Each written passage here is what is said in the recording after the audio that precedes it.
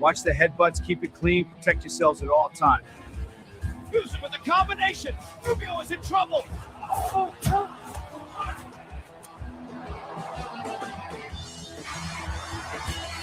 Kevin, stop acting like a bitch. You're in the middle of the White House championship fight. Nobody came here to watch you run. They came here to watch you fight. Touch gloves. You're going down, Newsom. Get off me. Watch the neck. Fight. Let's go.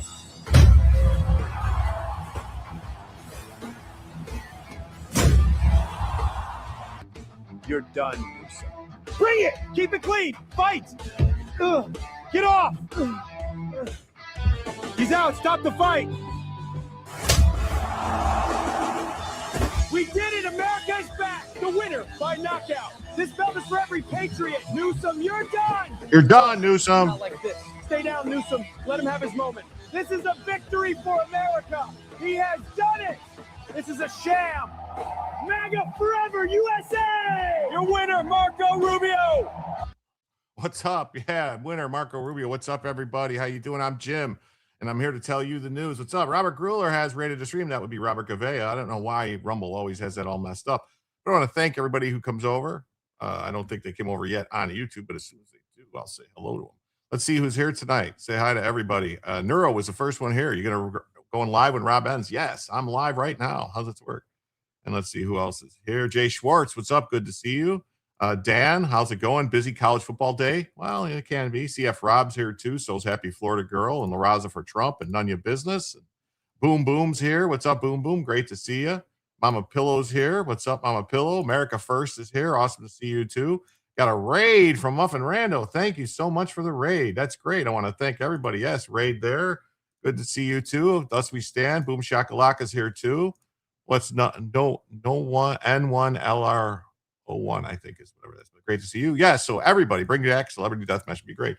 I want to thank everybody who came over from Rob Gavea, watching The Watchers. It's one of my favorite shows. I watch it every night and then launch my show when he ends. Amber Riley's here too. I want to thank you all for being here. I want to ask you all, if it's your first time here, if you would be so kind, if you enjoy the show, to hit the like button and subscribe to the channel. And also, on this show, how it works is we go about 2 hours, 2.5 hours of show.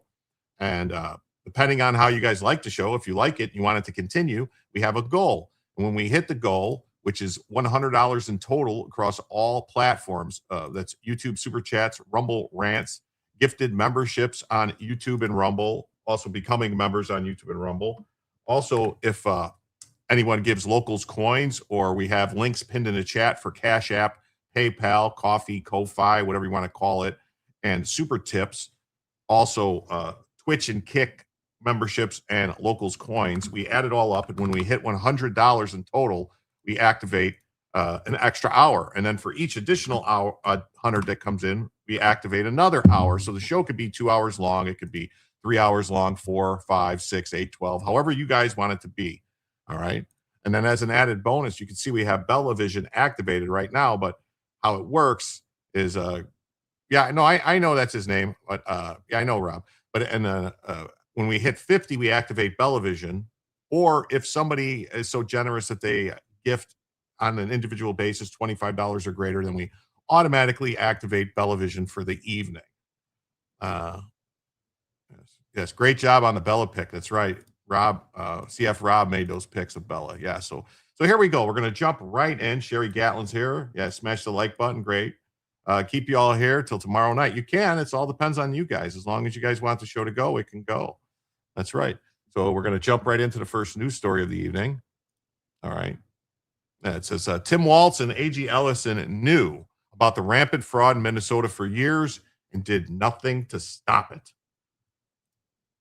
So a House Congressional Oversight Report has just come out today. It's 205 pages, and it says that Minnesota's top officials, like the governor, Tim Walz, and the AG, Keith Ellison, they were aware of the fraud as early as 2020, but they still allowed the payments to go out to the fraudsters. And they say because, according to the report, the reason they did, concerns of potential racial discrimination claims, because many of the defendants are from the Somali immigrant community. So this is woke gone wrong again. You got people that are committing criminal acts, taking money from taxpayers. Many of these people immigrated to the country. Some of them are not even citizens of the country.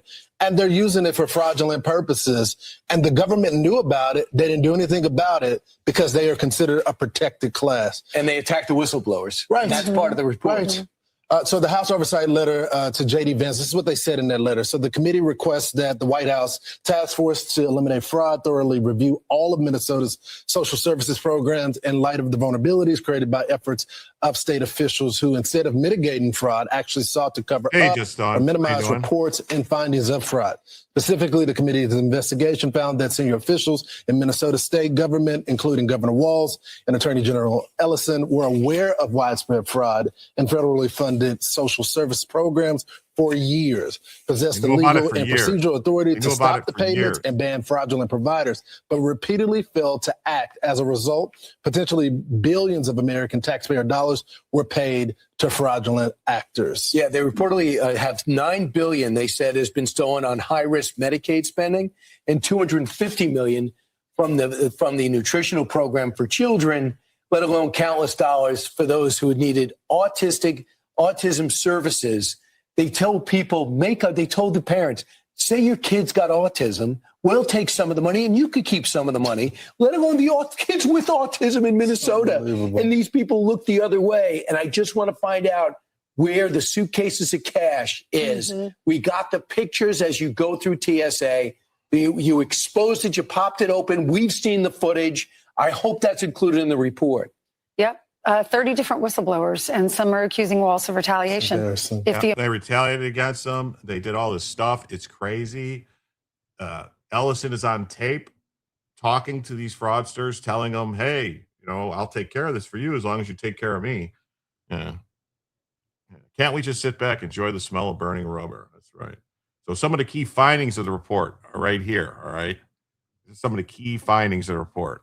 Governor Walz, Attorney General Ellison were aware of credible and systemic fraud in Minnesota's social service programs. Hey, what's up, Catherine K? Great to see you. Hey, how you doing, Jason? Good to see you. Sanglant's here too. What's up, Sanglant? None of your business. Oh boy, another committee writing a strongly worded letter that'll go as far as it'll go. No one will get punished. Well, dude, you know what? Sometimes I think that's what's going to happen, but we just got to keep calling it out, and we have to hope that someday somebody's going to go to jail. I mean, somebody's got to go to jail eventually, right? Somebody, some way, somehow. Hey, Joe's here. What's up, Joe? Great to see you. So Minnesota state agencies had clear authority to suspend and stop payments to providers suspected of fraud without requiring independent direction from courts, law enforcement agencies, or the federal government. Minnesota officials continued directing taxpayer dollars to feeding our future and other high-risk entities despite identifying serious program deficiencies, enabling hundreds of millions of dollars in federal funds to flow to fraudsters. Billions of dollars. Billions of dollars. Testimony documents show that the concern about the litigation and accusations of discrimination, not legal barriers or directives from law enforcement, were cited as reasons for continuing payments to suspected fraudsters. The Walz administration retaliated against state employees who raised concerns about the fraud, while senior state officials prioritized managing political and media fallout over addressing known fraud vulnerabilities. They failed to prevent fraud, resulted in $300 million in federal child nutrition funds being lost and $9 billion in Medicaid-related funds being lost. I mean, could you believe that? $9 billion? $9 billions. $9 billions. It's insane. It's 7 p.m. now. Hey, Glenn Croy, we the people. That's right. What's up? How you doing? Kofi's here over on that. When did I start? I started a few minutes early because Rob ended a few minutes early. So to pick up the raid from Rob, I had to start a few minutes early. So it's just not a problem. You know, I can start early. It's easier to start earlier than it is to not start or something like that. So I want to thank everybody who's here, all the people that came over, and please just remind everybody, if you haven't already, to just hit the like button and all that. Yes, Jim Trump. That's this Rebel Mom Weber says, if Vance gets actual justice on this with the anti-fraud stuff, he'll be president. Yes, it could be. It's disgusting. They knew and did nothing. And Amber says, hello, chat fam. Hello, Amber. Amber Riley. Great to see you. So the Minnesota fraud cover-up under Walz featured whistleblowers being threatened with drastic military measures. This is crazy. Drastic military measures. I mean, who would do such a thing? Yeah, the demon rats in Minnesota and the state attorney general, Keith Ellison, knew about the billions of dollars in benefits fraud much earlier than they led the public to believe. They allowed whistleblowers who flagged it to suffer retaliation, according to a stunning new report that was released today. The Walz administration retaliated against employees who tried to raise concerns, going to great lengths to keep them quiet, including intimidation through regular check-ins and high-level agency officials and threats of military surveillance. Like, they used military surveillance on them. Like, you know, what Walz is going to talk to his friends in the National Guard to have them start spying on people. How much of the Somali money was kicked back to the Democrats? I'm guessing quite a bit. Well, quite a bit is right. I mean, that's how they roll with that. That's where they get their money. They got to get it somewhere now. I mean, think about it. What's happened? What have you noticed? You've noticed that the money has seemed to have dried up all of a sudden, right? Like their funding, their fundraising is just off. If you look at the stats, it's just off. It's because of the USAID money that was cut off. It's because of the Ukraine money was cut off for right now. It looks like they're going to try to get that ramped back up again. And it's because of this, that they're stopping all the fraud. With no fraud, the demon rats can't win. That's it. American Dreamer says, apologies for this morning, Jim. My attempt to promote your channel went sideways. No, it was actually great, American Dreamer. I loved it. You could never hurt my feelings. It was as long as it didn't offend you, it did not offend me. The joke, I know it wasn't a joke when you made it, but the joke, the way they took it, it was just great. But thank you so much. And hey, look at that. With that 10. Wow, with that 10, we are now just $90 away from a first additional hour to the show. And $40 away from Bellavision. So thank you so much, American Dreamer, for your generous donation. It was great. Well, I thought so. I thought it was really funny. What if Joe Biden runs again? Oh, that would be hysterical, wouldn't it? That would be hysterical. Yeah. So more than 30 whistleblowers spoke with the panel to compile the report, including several who were threatened with military surveillance by Deputy Assistant Commissioner Emmanuel Nawala. Oh, that sounds like a very American name. Nwala, Nawala. Sounds like a great name, great American name. Hello, Jonathan. How you doing? Great to see you here. Thank you so much. There he is. He's laughing. He's like, yeah, I got all that money. My wife loves the smell of burning tires in the morning. I wanted to reach out to my colleagues that I did intelligence research with in the Army and give them the IP addresses and email addresses to track specific location was asked by upper leadership to hold off as they were doing their own thing on it. Why isn't he in jail? You can't, you can't use the military against U.S. citizens. It's an unconstitutional violation of the Posse Comitatus Act. Both Waltz and Assistant Deputy of Human Services Eric Grundahl said that the attempted military intelligence referral was inappropriate, with the Demon Rat governor denying knowledge of it. I'm sure he did deny knowledge, but did he really do it? Because look what he did here. It says right there, Tim Walz pardons illegal alien convicted of armed robbery before ICE can deport him to Laos. Well, why would you want to keep an armed robber? Why are you doing this stuff?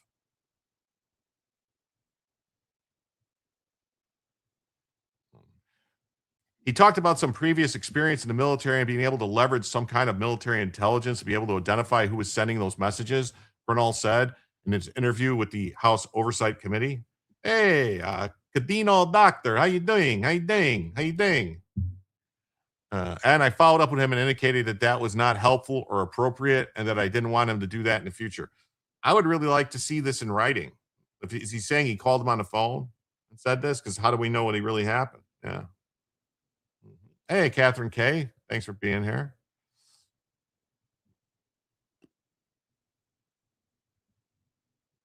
Running away with our money. The suspect flees after being charged in a $90 million Medicaid fraud scheme. Wow. Despite receiving repeated warnings about the swindle, Waltz and his team repeatedly failed to act, costing taxpayers dearly. The GOP-led House Oversight Committee concluded in a 205-page report. Wow. The report could have been just one page. It could have just said, "Demon rats rob you. They're crooks." Something like that.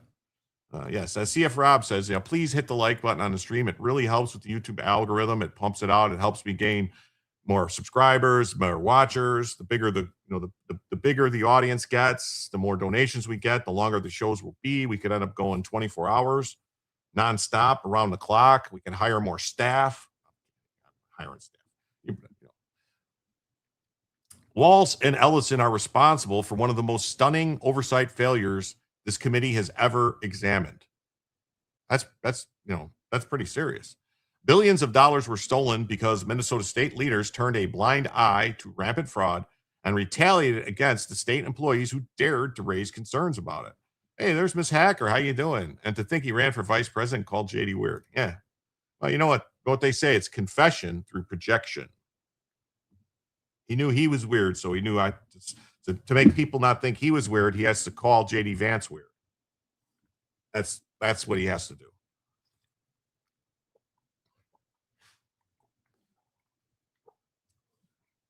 Oh, Brenda says, here, but I have back-to-back meetings. I'll be back. Well, I'll be here waiting. Oh, 100%. That's right. Oh, I got a rant. Let's see. We got a rant. Got a rant.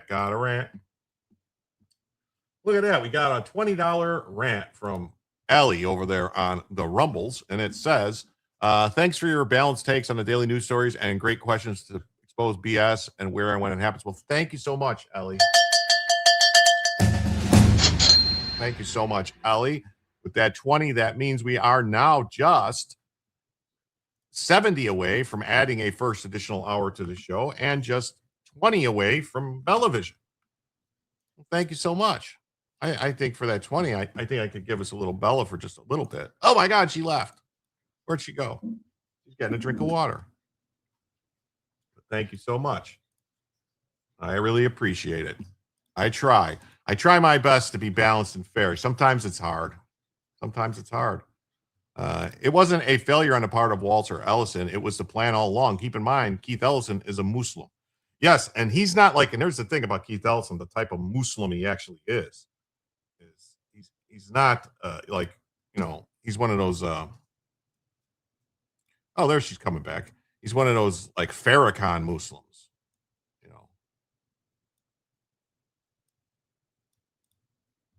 Nation of Islam, those people. Oh, yeah, let's do this right now. Why not? Neurodivergent One posts good things. Buy some meat from King of Biltong at www.biltongusa.com. Use promo code Jim to save 10%. The 8-ounce bags make excellent gifts. They do. I love biltong. I eat it almost every day. I like the peri peri. I like the ghost sometime, but I gotta be a little gentle with because it's kind of very spicy, really spicy. I like it, but if you eat too much of it, it'll be burning going in and coming out. But it's excellent. All of it's really excellent. It's all made in the USA. It's 50% protein. And they ship fast to you. It'll be quick and fast and good. It stays very fresh in your fridge for a long time. It's all natural dried. And they have different, they have Angus, they have Wagyu, and they also have a bunch of other stuff, which I want to point out on their website. They have like chips and snacks from overseas, stuff you can't really find in the US, different cookies and cakes, candies, and a bunch of other stuff. But check it out at www.biltongusa.com for all your biltong needs and other stuff too. They're great people. It's all American owned, American made stuff, except for the stuff that's imported, obviously, but the biltong's all made in the USA. But yeah, give them a try and use promo code Jim for 10% off. It's hot under the spotlight of fame. It can be. Bella needs to stand in on staff. She must be able to lounge for hours and occasional water drink. Yes.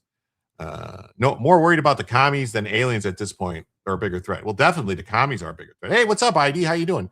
Any religion that says it's okay to lie one on any level cannot logically be trusted, full stop. Yeah. Yes, I agree. Looks like she has her toy. Yeah, she's got her toy. She's good. Yes. Eat ice cream right after you eat it. Oh, okay. Buy billions in ammo then. Well, yeah, you could do that. Always buy. Yeah, always stock up. Always be prepared.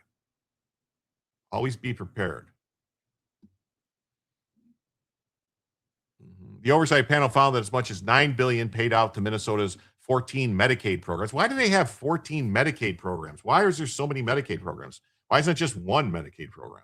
Seems odd. Doesn't it seem odd? May have been going. So 14 programs and $9 billion in fraud since 2018, citing U.S. First Assistant U.S. Attorney Joe Thompson. Waltz and other officials have rejected that claim, despite their testimonies and interviews.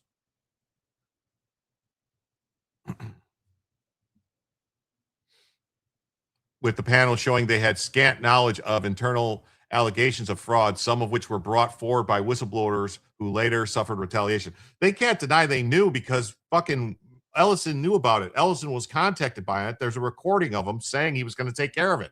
That he was going to call the dogs off, call the hounds off of the people stealing the money. That was Ellison's words. We'll call the hounds off. We'll get them back, but you got to give me some money. That's what he said. It's crazy. Minnesota's health commissioner, Jody Hempstead, who served from August 2019 until she resigned in January 2025, told oversight staff in a February interview that she was not aware of any actions her agency took to combat fraud during her tenure. I mean, can you believe that? They didn't take any actions to stop fraud. None. Zilch. Zero. Corruption fatigue. Yeah, I got it too. But, the report came out today. They're talking about it, so I got to talk about it. But emails obtained by the House staff revealed she's been notified at least 62 investigations in the Children's Department of Assistance Care. Hempstead also acknowledged there's been concerns raised about managers retaliating in general, including complaints against Chris Schittler, Waltz's chief of staff for 7 years, who left this past October. Sorry. Until the Minnesota leaders are in Gray Bar Hotel, it will just be 200 pages that mean nothing. Yeah. I mean, why can't they go after Waltz and arrest him? He's clearly in charge. He knew. I mean, think about it. They go after parents for kids. If a kid brings a gun to school and does something, they charge the parents now in a lot of states. So why can't you charge Waltz for what the people under him did? Isn't he responsible? Isn't there a legal precedent? It's called what's it called? Something, I don't know the name. I know there's a legal doctrine. I can't think of the name of it right now. It's not force majeure. That's different. That's something about other things. But I wasn't complaining. Jim, tell me what I need to hear. Okay, I'm on it. What is it called when they do it? Anyway. So Schmittler in his own sit down with the Oversight Committee, said he could not recall receiving any emails about fraud or retaliation, and that he'd only been made aware of the missives through news reports. The panel also highlighted how the state is estimated to have lost $300 million via the Feeding Our Future fraud, which has led to federal charges against dozens of individuals who stole money earmarked to provide meals to needy children. Respondent Superior. Yep, that's it. Thank you very much. Lisa Cat. Respondent Superior. Yeah, why can't they use that? Right? He's responsible. Vicarious liability. Yeah, vicarious liability too. But I think that's more in a lawsuit type of thing. Yes, thank you so much. So according to a report, Minnesota's Department of Education Business Operations Supervisor Emily Horner had tried to cut off funding for 8 child nutrition program sites operated by Feeding Our Future in April of 2020. Bella must have an itchy back. She's got, I've changed her food and everything. Rub Bella's tummy. I've changed her food. I had her at the vet again. They had me switch her food to this food that has like salmon in it. It's like a salmon-based food. They say it's supposed to help with itchy skin.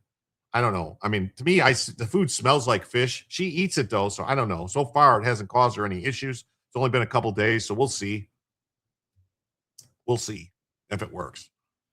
The scammers responded by threatening to sue the Walz administration for racial discrimination. The Walz administration suddenly did an about-face, approving all 8 of the site's applications plus 10 additional new sites. It's crazy. Is the org pronounced defeating our future or defrauding our future? Well, that's what they did. I mean, if they were going to be named correctly, that's what they would have been, defrauding our future. So payments to Defeating Our Future continued for almost 2 more years after the lawsuit threat. Walz himself had sidestepped questions when he became aware of the scandal. Of course he did. He's not going to like, I don't know. They just kept donating money to me, so I let them do what they wanted. Yeah. So the fraud warnings were elevated to the most senior levels of Minnesota state government.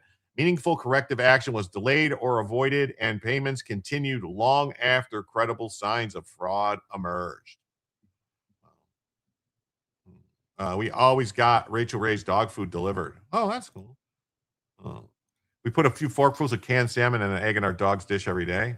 Does it help? They say that's supposed to help with skin and coat. I don't know. She gets eggs every day, but that's just because my grandson pushes his eggs off his plate onto the floor for her. So what am I going to do? The committee also scolded state officials for taking attestations by individual care providers at face value and not maintaining channels for whistleblowers to report fraud. Good food. The Rachel Ray stuff was good food. Okay. Eggs are good for dogs. Okay. Oversight lawmakers previously investigated Minnesota in 2012 and found the state was defrauding federal Medicaid programs, but continued to exhibit poor management and oversight of taxpayer dollars. Well, why didn't they stop it then? You know, why didn't they stop the money? That's crazy that they didn't stop the money. That's just crazy, isn't it? Walz, the 2024 Democrat vice presidential nominee, abruptly dropped his bid for a 3rd term this past January amid the mounting scandal. The Trump administration has halted some $260 million in federal Medicaid funding for Minnesota after the scandal erupted, following a viral video by YouTuber Nick Shirley. Like, Nick Shirley's out here doing the Lord's work and doing the work that the government is supposed to be doing. Like, he should get, like, seriously, like, I believe there is a program. Like, if you identify fraud and the government recovers money, I think they're supposed to get a piece of it. So who knows? Nick Shirley might end up being the next multimillionaire from all this fraud he's exposing. In addition to the report, the GOP panel sent a letter to J.D. Vance, who helms the task force to eliminate fraud. The committee's investigation found that senior officials in Minnesota state government, Minnesota, were aware of the fraud. I'm sorry. They were aware of the fraud in the federal funded service programs for years. They possessed the legal and procedural authority to stop the payments and ban the fraud, but failed to act. The committee encourages the task force to direct the appropriate executive branch agencies to conduct a thorough review of all Minnesota's social service programs. Like, they should be looking at everything. Every program in Minnesota should be under a microscope right now. Every program. The Post contacted Walz and Ellison, but they did not respond. We'll just look real quick here. We'll just see if there's anything different here on faux news. Wallace administration ignored widespread fraud as billions vanished. Let's see here.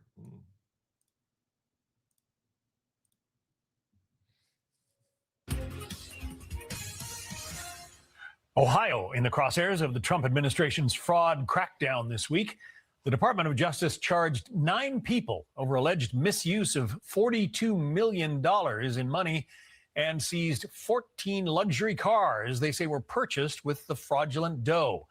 Here's Acting Attorney General Todd Blanche this morning.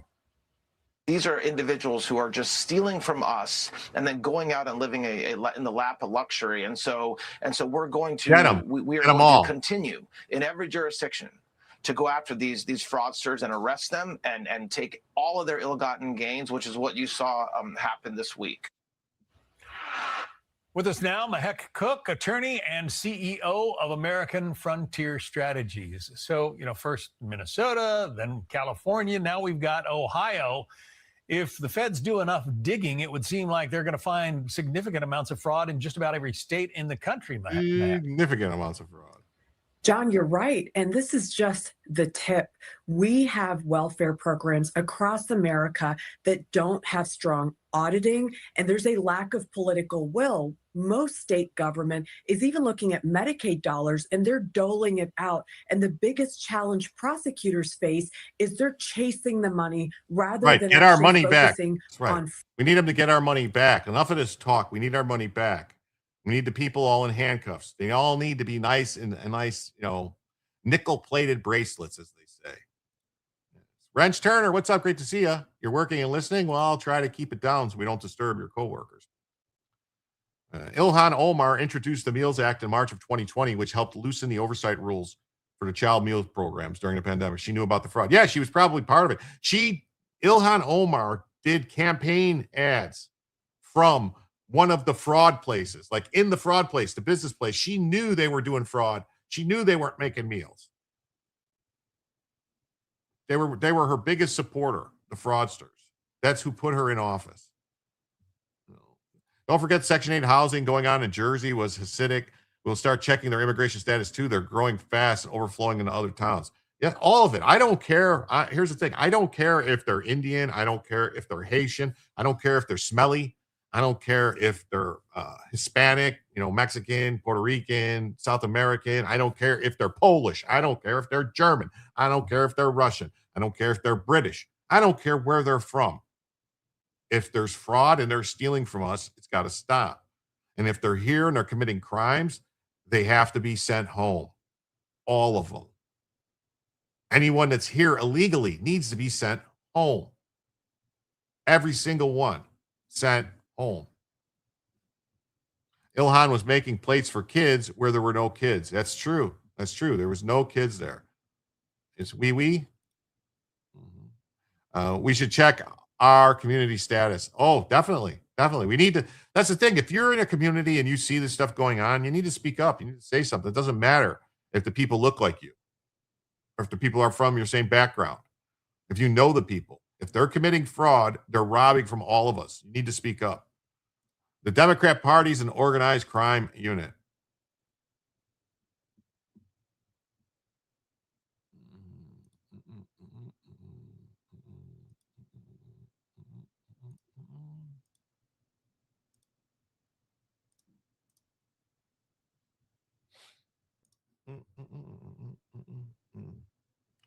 We need to get these past judges, though. Well, here's the thing. Not so much getting them past the judges. We need to get rid of some judges.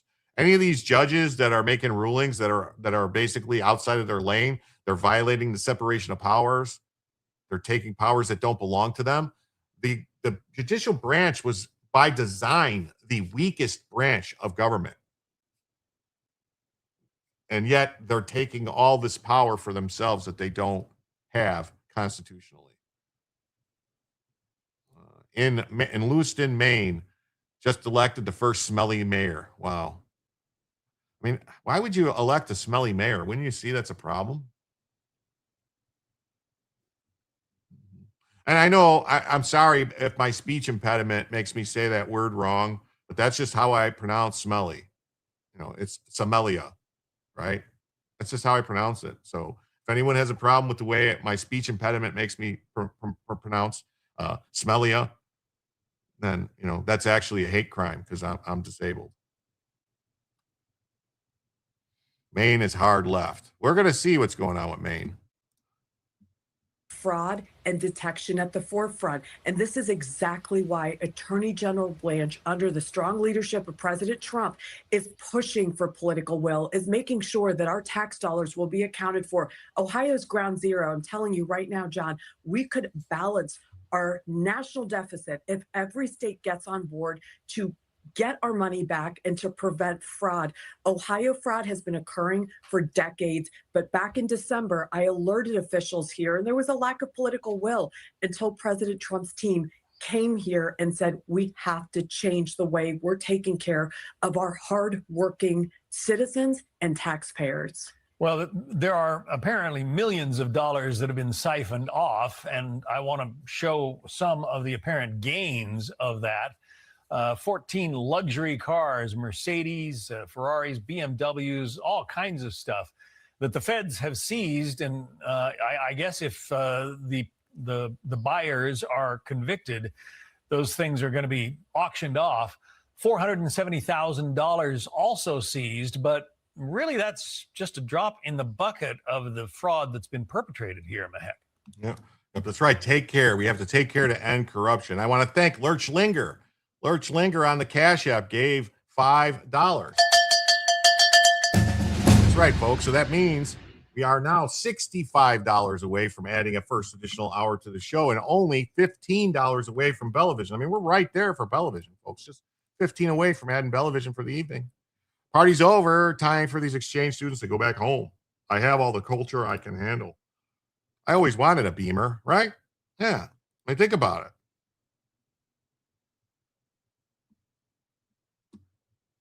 Thank you so much, Lurch Linger, for the 5.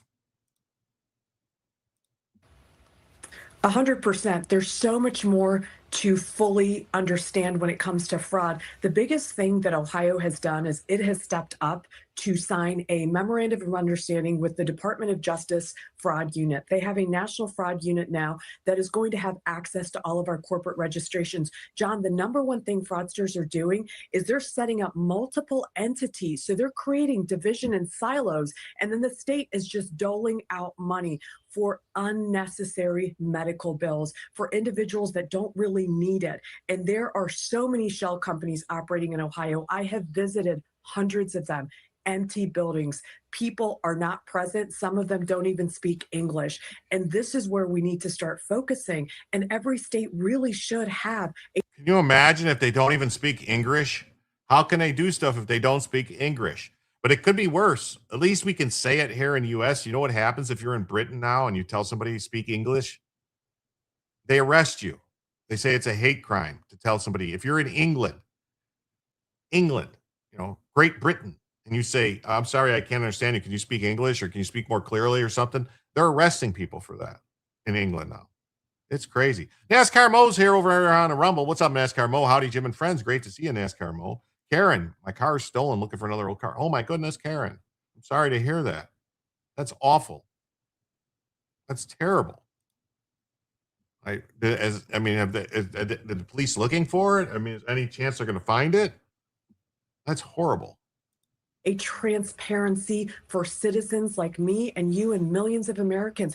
Let's start putting this data online. It doesn't take a genius to realize that if you have somebody that's actually committing fraud, what they're really doing is not only robbing money, but you can see the spikes that are occurring in the Medicaid billing system. So this National Detection Fraud Center that Colin McDonald is spearheading is making sure that they're actually going to start detecting and sharing that data with states. And it's up to states now, John. They have to start investigating because there has been a lack of political will, and red states included. I know everybody wants to talk about blue states, but I live in Ohio, and there's been a lack of political will to guard for taxpayer dollars. Yeah, I want to put on the screen 8 smiling. It doesn't matter. All right. It doesn't matter what state it is. Yes. I want to thank Christine Christine, thank you so much for the $20 on the Cash App.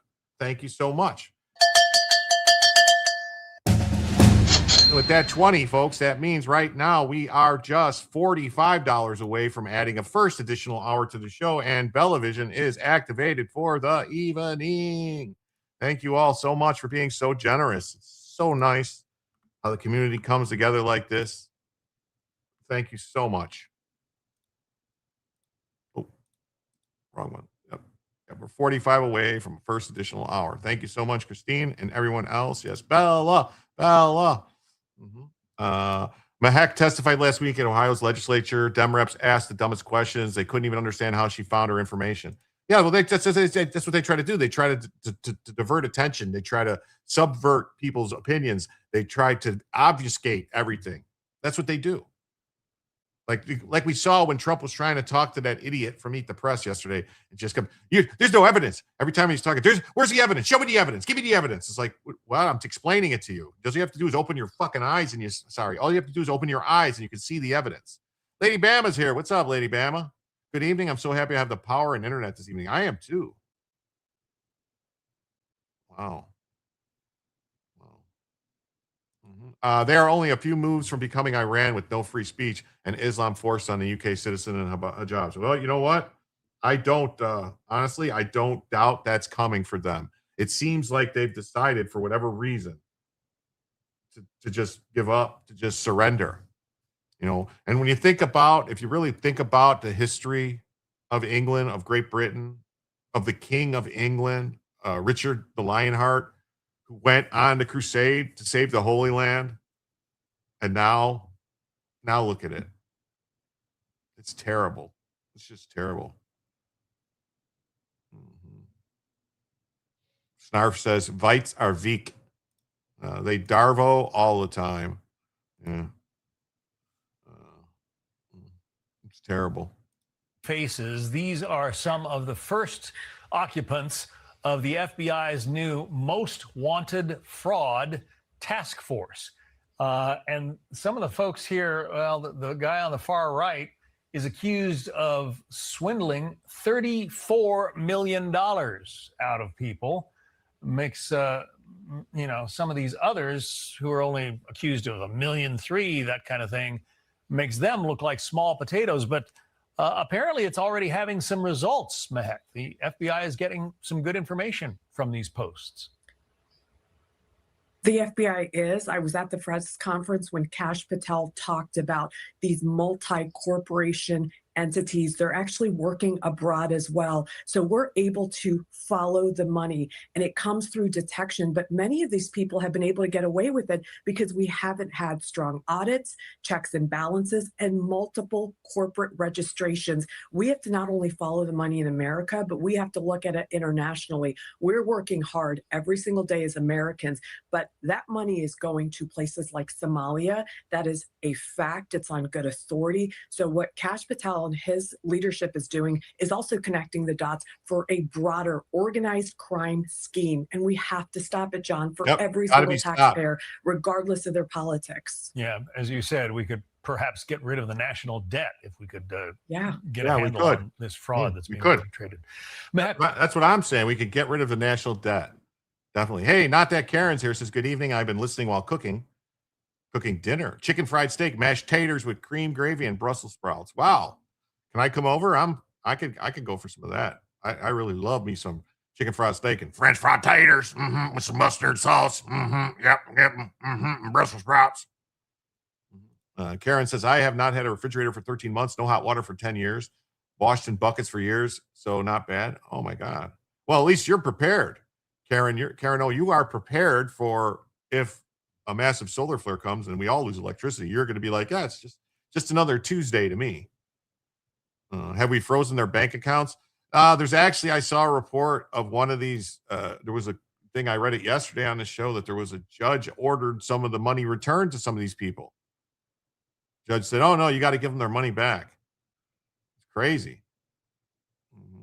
All better now. You're all upgraded. Well, that's good. That's great. You like the Sling Blade reference? Yes. Sounds like a Texas meal. Yummy. Yes. I reckon. A Republican-led oversight report alleges that senior Minnesota officials, including Tim Walz and Keith Ellison, failed to properly supervise billions of dollars being stolen from Minnesota's coffers, and actually our federal coffers, from our pockets. Fraud warnings were elevated to most senior leaders, and they just freaking ignored it. They didn't do nothing. Walz was aware of the fraud with the now defunct Feeding Our Future, but he didn't care because they were all getting paid. They were all getting kickbacks. Money was coming. You know what they say? Money rolls downhill. And who's at the top? It's got to get kicked up to the top. You got to think about it like this. All right. Organized crime. Always, orders come down, money goes up. That's the way it works. And Walz was at the top of the heap. So he was getting money. Same with Keith Ellison. He's right there at the top. It says Ellison met with individuals associated with Feeding Our Future who were later convicted of fraud. An audio recording obtained by the committee, according to the report, the smelly fraudsters told Ellison they were facing racial discrimination because the Minnesota Department of Education was withholding their payments. The fraudsters pledged the Somali community's political and financial support to Ellison if he were to intervene on their behalf. This is quid pro quo. This is bribery. He's part of the cover up. This is nuts. I mean, he should be in he should be in handcuffs. They have the tape of him agreeing to this. Yeah, and he has called us names. Yes, he called us all names. Yeah, I rule you accidentally took a nap. Well, don't worry about it. Don't worry about it. I like napping. The fraudsters pledged the Somali community's political and financial support to Ellison if he were to intervene on behalf. Ellison said he would help fight these people. This right here, this should be testimony in front of a grand jury already. Ellison should be in handcuffs. He enabled the fraud. Yes. This is corruption. This is horrible. Why is he not in jail? Ellison received campaign contributions from several defendants in the Feeding Our Future fraud scheme after the meeting. Spokesmen for Walz and Ellison did not respond. Yes, lock them up now. I mean, federal prosecutors have charged 110 people in connection with the fraud schemes in many states. In the states, many of the defendants in the Feeding Our Future have been identified as members of Minnesota's smelly immigrant community. But he's black, Jim. Well, I don't care what color he is. Crime, it doesn't matter. You do the crime, you do the time. Yes. CF Rob says, reminder, please like the stream so that YouTube algorithm shares the stream with like-minded individuals. Yeah, it's crazy. Walz never would have been chosen as VP if this fraud wasn't happening. That's right. The fraud was not like, it was a feature, not a bug. All right. Ellison is so smug. Oh, he is. And Ellison had his dirty little fingers inside of the entire George Floyd operation thing. They were part of the people that caused them to change the autopsy report. Yeah. Arrest them all. Thus we stand. Yes, I agree. Kamala knew. Yes, Kamala knows about the fraud.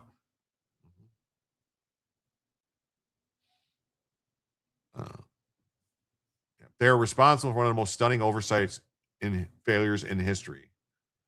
So it says report caps a month-long investigation into the Walz's handling of the fraud. 9 current and former state officials also participated in transcribed interviews. Like, the panel's also probing alleged healthcare fraud in California and Ohio as part of the ongoing war on fraud.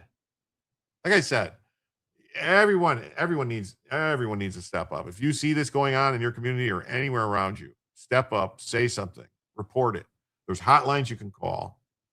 Do you think you can indict, prosecute, and convict them in Minnesota? I don't think so. Here's the thing, not in the Twin Cities area, but you indict him in different part of Minnesota, like a different part of Minnesota, not the Twin Cities, a different part. Like that's what I would do. Kamala wanted her share. I think that's what you meant to say, wanted, not watch. Alpha News in Minnesota has a new documentary about Walz in China. Forget the title. Ooh, I'm gonna have to check that out. I like Alpha News.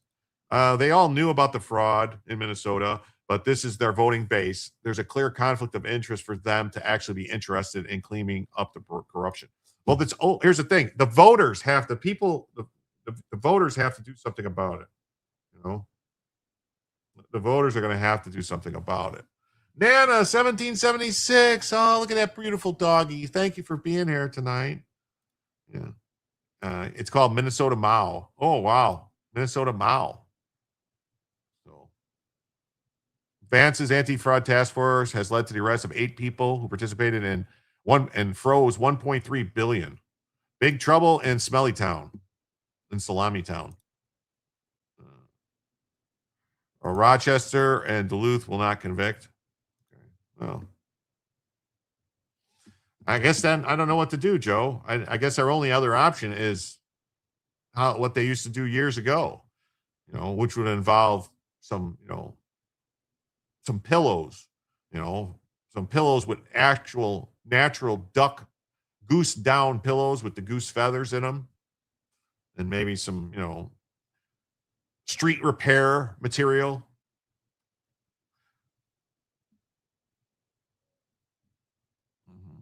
Federal government estimates that $521 billion, and they lose it $521 billion annually to fraud. Wow. Federal charges. Yeah, federal charges. Yeah, that's what we need to do. But, Congressional report slams Ellison and Waltz for turning a blind eye to fraud.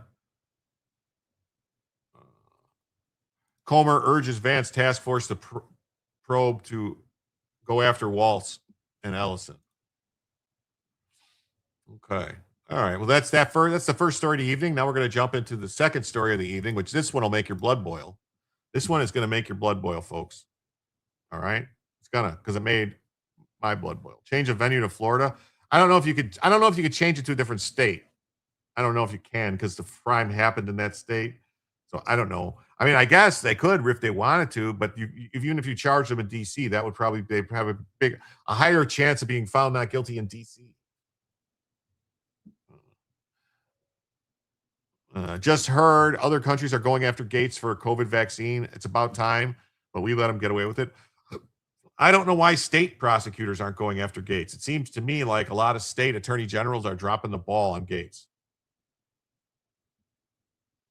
Big Trouble in Small Chinatown movie. Yeah. It's Big Trouble in Little Chinatown. Big Trouble in Little Smelly Town. Sounds like a concrete plan. Just being honest. No, I understand, Joe, but I mean, we got to try. You got to try. You got to try.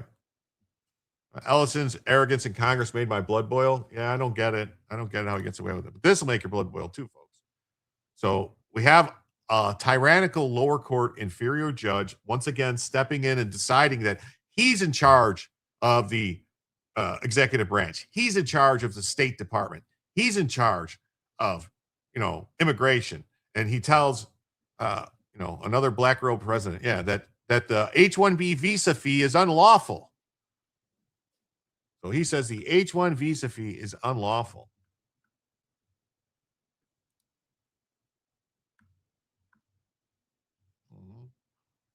United States judge ruled that the fee on H-1B visas is unlawful.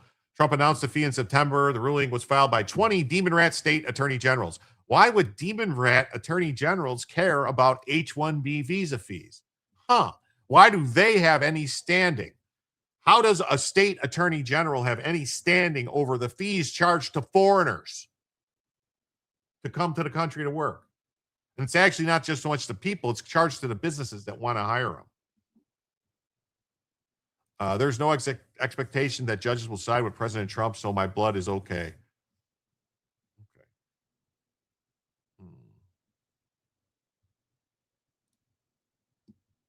What happened? What happened? What happened? Happened.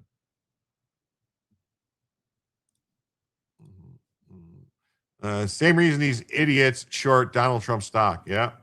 Corruption connections. Yeah. When Ellison testified in Congress, he's so freaking arrogant. Oh, yes. Completely arrogant. The Liberty Tree is so thirsty these days. You ain't kidding there, Schmeckles. So thirsty. The foreigners are their constituents. Well, that's what it seems like, doesn't it? So This comes days after Homeland Security told a Senate panel that more than 200,000 applicants seeking H-1Bs in the U.S. paid the $100,000 for expedited processing during fiscal year 2026. So 200,000 applicants paid the $100,000 fee. So that's what, like, I don't know, $200 billion? Derek Chauvin was convicted in Minneapolis, even though the judge said he couldn't get a fair trial with the protesters outside. The jurors were probably afraid of protesters. Yeah, well, that's the thing. If you can't guarantee a fair trial, there shouldn't be a trial.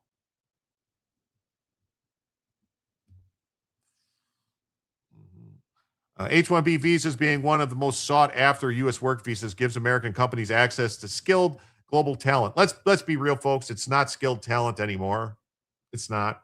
They're hiring people to be cashiers at 7-Elevens, to be stock boys. They're hiring people to take pretty much any job. McDonald's, 7-Eleven, Dunkin' Donuts, you name it. They're hiring H-1Bs.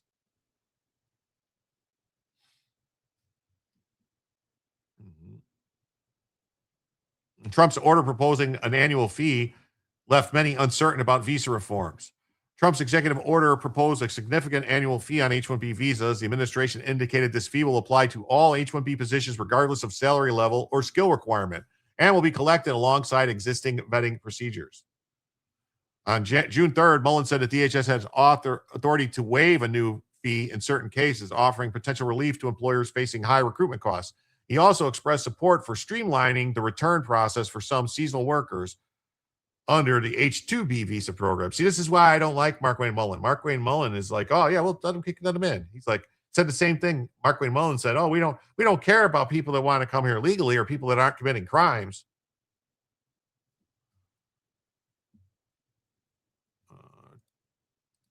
Trump Incorporated uses H-1Bs for workers at his resorts and golf courses. If that's the case, then he should pay the fee too. He shouldn't get an exemption. He should have to pay it too if he's using them. I think we get used to more than we think when we have no choice.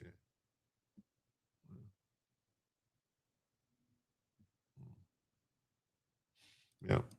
Walmart VP gets kickbacks from the H-1B employees. If they have diplomas, it's most likely manufactured from one of the India diploma mills. Yeah. They're hiring hospitality workers, hospital housekeeping staff where I work. Most can barely speak English. Well, that just infuriates me. It does. Yeah. Mullen also trash about the J6ers. Yeah. Markwayne Mullen to me is just he's a rhino. He is. He's a rhino.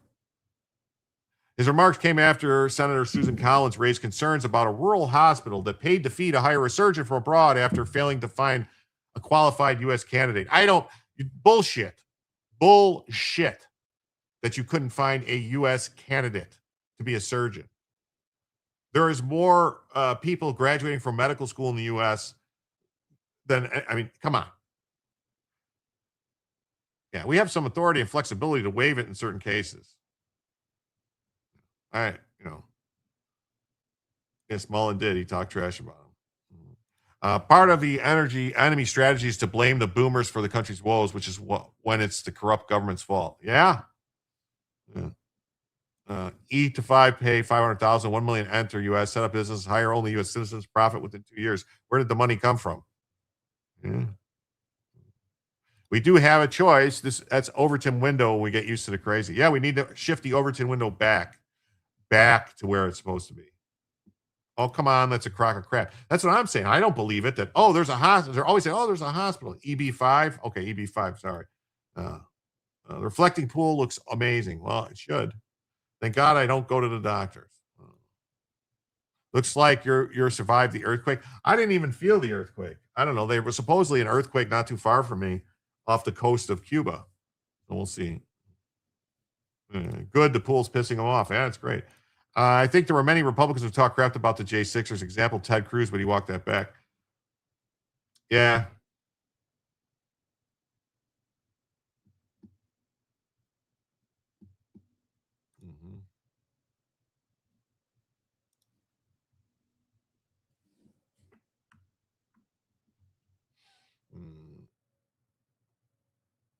The administration argued that the fee constituted a lawful monetary penalty that the president was authorized to impose under federal immigration law, which gives him the power to restrict entry of certain foreign nationals he deems detrimental to U.S. interests.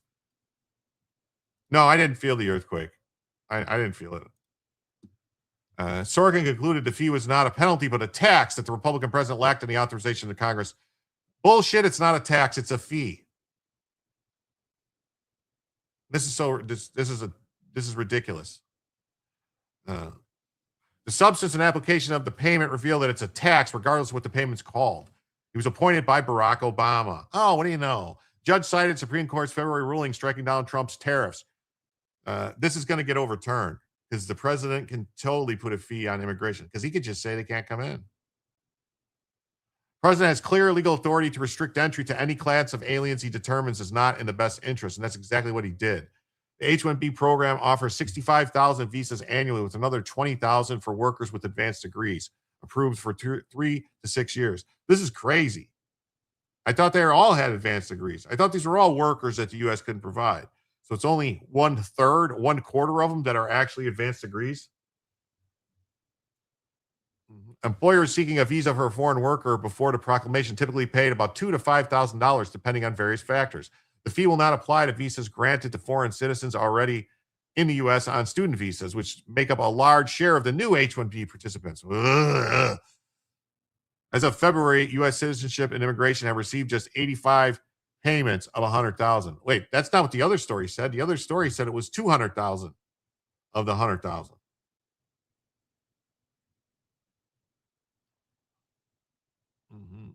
Trump also ordered enhanced vetting of the H-1B applicants.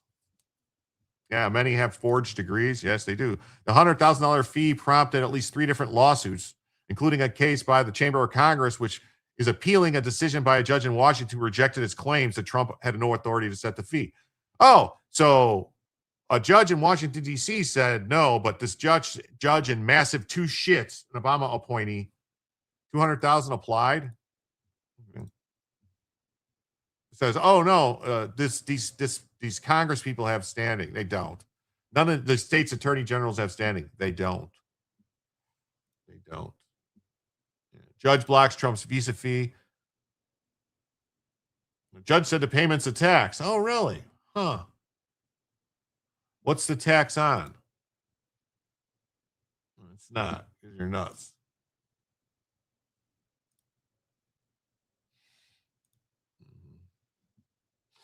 All right. And that's just crazy. It's going to get overturned. It's a fee. It's an entry fee. It's not a tax. Got this story. Trump tells Israel and Iran to stop shooting. Both sides say attacks halted. So we'll see this. Live update. Iran and Israel say attacks halted after Trump tells both to stop shooting on war's 101st day. There's new updates.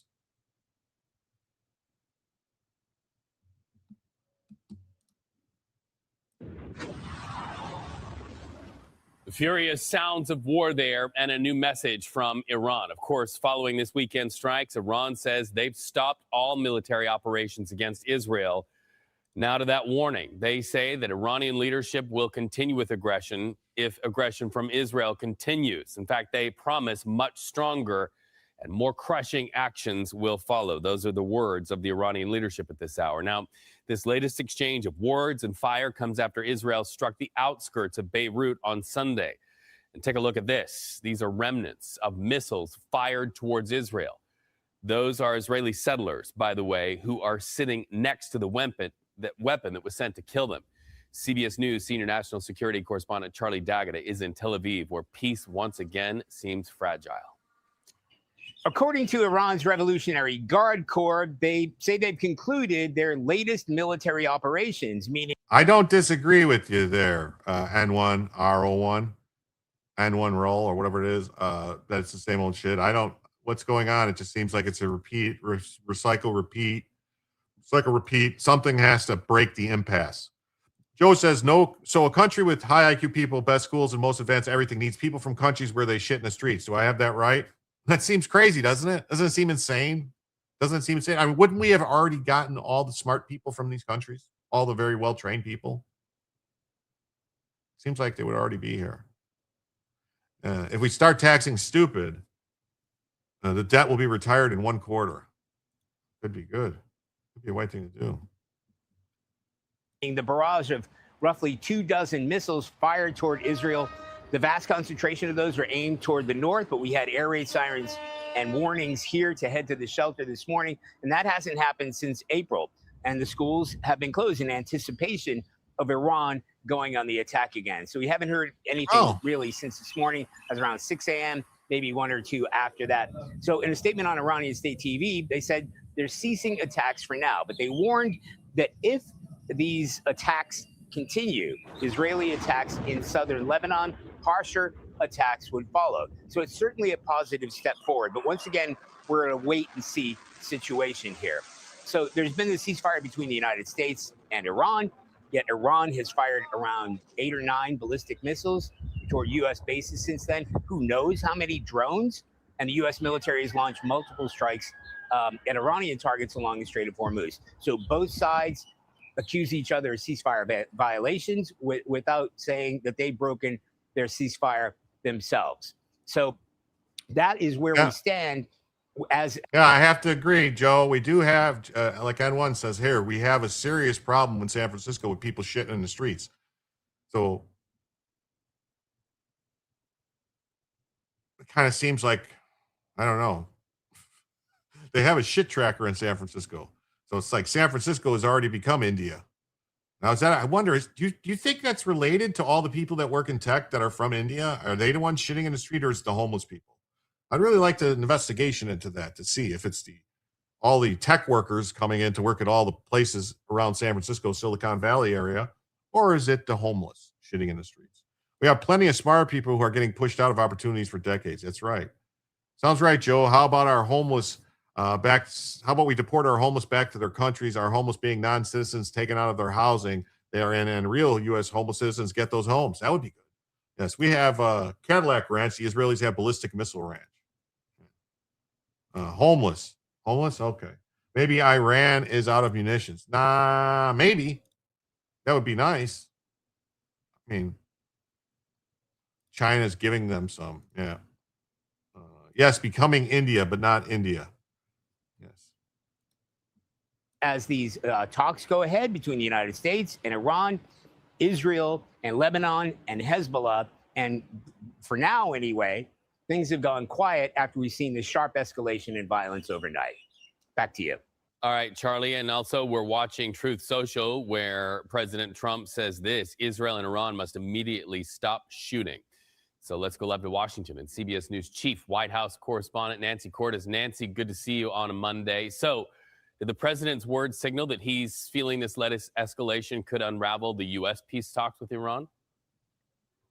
Yeah, no question, Reed. I mean, think about how hard it has been, even in the absence of any missiles being fired, to try to find some kind of common ground with Iran. And we're not even talking about some big overarching deal on Iran's nuclear program. This is a much smaller deal just to end hostilities, get the Strait of Hormuz reopened, and agree to talk further about Iran's nuclear program. That has been a difficult needle to thread. And then if you've got Iran and Israel firing at each other, it becomes all the more difficult. And that's why you saw President Trump in an extraordinary move yesterday. Once Iran had begun firing on Israel, he actually said publicly on Truth Social, I'm telling, and he said to reporters as well, I'm telling the Israelis not to respond. I don't want them to retaliate because this could spiral out of control. Well, the Israelis responded anyway, and then he urged both sides to ratchet down the tension. And now he's saying today that he thinks that both sides actually do want a ceasefire. If they want a ceasefire and if they want a final deal, it has still proven elusive, Reed, and the last 24 hours probably don't help. All right, much to watch. Nancy Cordes, thank you so much. Well, that's interesting. Oh, no. Right?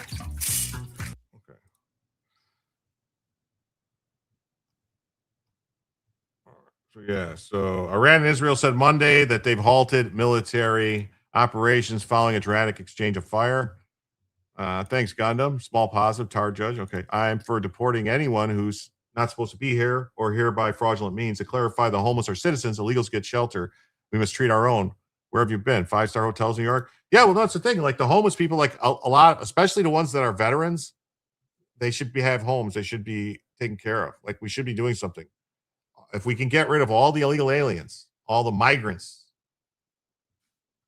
we would have plenty of places for the American citizens to stay.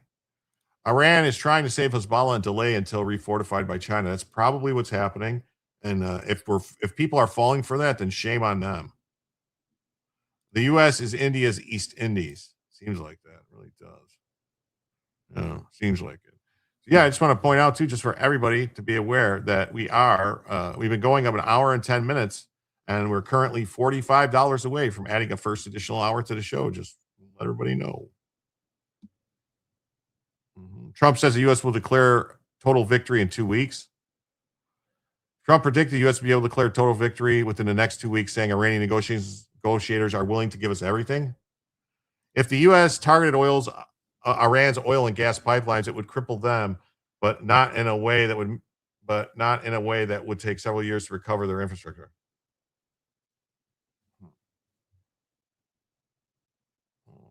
Let's just say tied to one of your suppositions. Okay.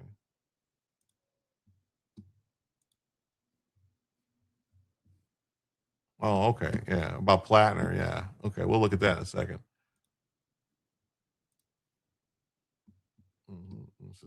Iran says it stood down against Israel after Donald Trump's appeal. Trump needs to stop declaring victory until there's a victory. I don't disagree.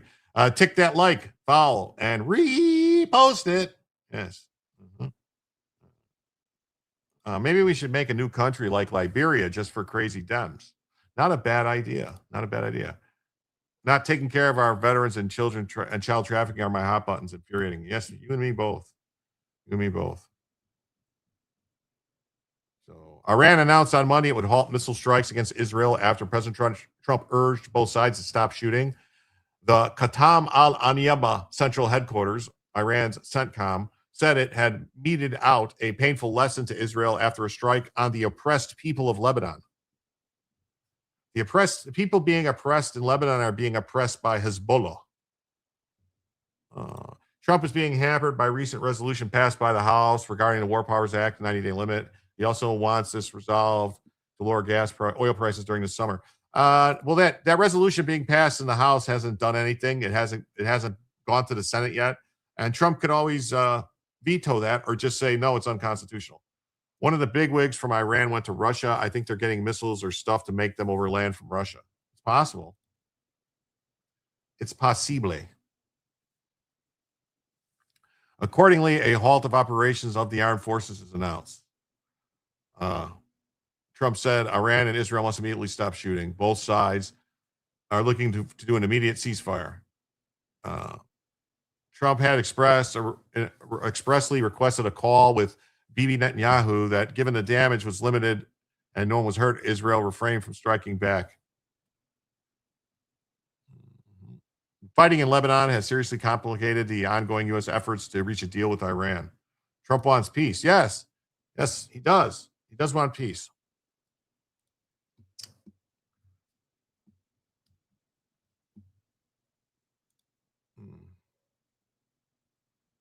This just says Trump, and this is from the Epoch Times, says Trump says Israel and Iran are looking for an immediate ceasefire after he called for an end to attacks. Look at that thing. Wow. That's a missile in the ground. I don't know if I would be walking next to that missile in the ground. America Jane says big money for Newsom's in homelessness, and he nurtures it, funnels it to fix it. Yeah, they steal all the homeless money. So Trump just said they're seeking a ceasefire. Well, Trump's seeking a ceasefire with them. Doesn't want it. Final negotiations on peace are proceeding. You can't make deals with Islamic terrorists. You know, there were like 9 small crusades, but thousands of Islamic terrorist takeovers. That's why Israel's surrounded by Islamic countries. Yeah. Trump says the blockade will remain in place, full force and effect until a final deal is reached. Things should move quickly.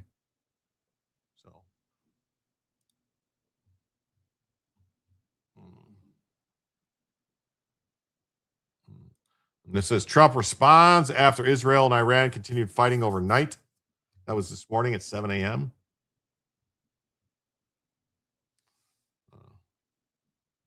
Iran's Islamic Revolutionary Guard Corps just announced they are halting attacks against Israel, but maintain the ability to fire again if the Israelis target Hezbollah in Lebanon. This is a significant development and an indication we may be looking at an off-ramp here after a whirlwind 24 hours across the region. This all started yesterday. Yep. All started yesterday. Yep. Yep. Israel's now striking southern Lebanon. Trump called them, told them to stop. All right.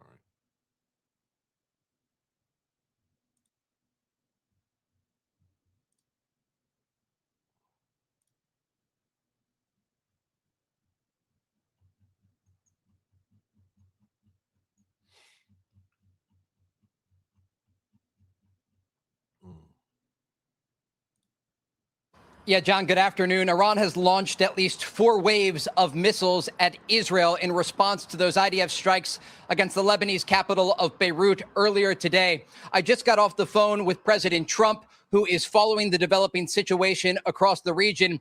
He told me what I would suggest to Iran: you've shot your missiles, that's enough. Get back to the table and make a deal. The president once again calling for a negotiated settlement. He also spoke about the ongoing negotiations with Iran, saying we are very close. I would say an agreement would be signed on Monday, Tuesday, or Wednesday of this coming week. And now this takes place. And so the president will get briefed on what is happening right now, this ongoing Iranian ballistic missile attack against Israel. But I asked him about those initial IDF strikes that took place earlier today. He told me they were not coordinated with the United States. And I asked him for a reaction to the Israeli strikes against Hezbollah in Beirut. And President Trump said, I'm not happy about it. Now, more broadly, he said that the ongoing Iranian missile fire toward Israel at this moment certainly is not going to help the negotiations. But again, he is calling on the Iranians to stop firing these missiles and get back to the negotiating table to ultimately reach a settlement. The president talked about the power of the U.S. military and also the power of the ongoing U.S. naval blockade of Iranian ports. This blockade, John, is currently crippling the Iranian economy. They are losing hundreds of millions of dollars each and every day. And that's part of the reason that President Trump has been able to maintain this strategic patience across the Middle East, understanding that while the United States remains on alert in the region, they simply have to keep this blockade in place, and it will push the Iranians to the negotiating table because they are running out of options with their economy under so much pressure. We know that Iranian exports are down 90%. They're currently extracting crude oil at a 50% rate as a result of this U.S. naval blockade, and officials in the region tell Fox News it is only going to get worse. As for the current situation across the region, we know that people in the northern part of Israel remain in bomb shelters at this hour. There is concern that the Iranians may continue this ballistic missile attack against Israel. We don't know the exact number of missiles that were used in the first wave. There were 4 Iranian ballistic missiles, and then there were 3 additional waves, again, in response to the IDF strikes that took place earlier today against Hezbollah in Beirut. Again, President Trump telling Fox News he was not happy about those Israeli strikes and indicated that a deal with Iran was just days away. At this moment, he is likely being briefed on the situation. But again, the president suggesting to Iran, quote, you've shot your missiles. That's enough. Get back to the table and make a deal. Again, President Trump looking for a negotiated settlement, but he did indicate to Fox News that the U.S. military is the most powerful in the world and remains on alert, suggesting that the Iranians make a deal so he doesn't have to use the military again. John? Yeah, it would seem that the Iranians think they can wait the president out, they can stall, they can negotiate or, pretend to negotiate and hope that the November elections result in some easing of the sanctions against them. Tough to know what the president, I imagine he wouldn't tell you exactly what his thinking is on that score, but tough to know what the president is going to decide there, Trey. Yeah, absolutely. And look, this is a president who has been able to stop numerous wars around the world and, according to foreign officials, save millions of lives. And he's trying to do the same thing in the Middle East, but he is up against a challenging counterpart in terms of negotiation because the president, according to the call that we just had, really understands the situation. He understands the partnership between the United States and Israel, But he also understands that for the past 47 years, the Iranians have been conducting the same behavior over and over again. They've not only been attacking U.S. forces, but they've been supporting these regional proxies like Hamas, the Houthis, and Hezbollah to launch attacks against U.S. allies. And so the president is trying to reach an agreement here that's going to do a few things. One, it's going to open the Strait of Hormuz to international shipping. Two, it's going to ensure that Iran never has a path to a nuclear weapon and that all of the highly enriched uranium and all enriched uranium is either exported from Iranian territory or destroyed on site. And then finally, creating a stable situation across the Middle East that would allow for some of these broader ideas that the president has. Remember, President Trump has called on regional countries like Saudi Arabia, Qatar, and others to join the Abraham Accords because he sees this as an opportunity. In the aftermath of Operation Epic Fury, a 40-day military operation, he believes, and again, right now, there's a lot of activity happening in Israel, and I'm just turning around. There are still alerts coming out from Israel's Home Front Command at this moment. But we are getting a new statement, John, right now. I just want to read it to you from Iran's Revolutionary Guard Corps that said their attacks on Israel this evening were a, quote, warning of broader response that would encompass all U.S. and Israeli targets in the region if aggressions are repeated. And a senior Iranian official speaking to Reuters says all U.S. bases in the region will be considered legitimate targets for Tehran if Israel attacks. So again, like that really matters. Like they're going to attack, they're going to attack whatever they can. They try everything. And like N1 says here, what happened the last time Trump was unable to make a deal with Iran? He removed the people he negotiated with. Rinse, repeat. Yeah, that's what they just need to do. Walk right up, sit down. Daddy, let your mind roll on. Yep. Only alerts I saw today was small Hezbollah attack trying to get IDF to react. Yeah. Let's do another hour. I just got here. Well, we'll see, Christine. We'll see what happens. We still got, probably got another hour right now of the show left. But, we'll see what we got about at least another hour to go before we hit the time. The media is covering really nothing. Their insight is about the same as ambulance chasing. Iran does not care if their own people eat. That's right. Hey, B Hops, what's up? Great to see you. Thanks for stopping by again tonight. Well, they are all crooked or stupid. Christine then says, YouTube doesn't want to take my card. I may need to do Cash App again. Just keeps going in circles. Wow. Well, I'm sorry to hear that.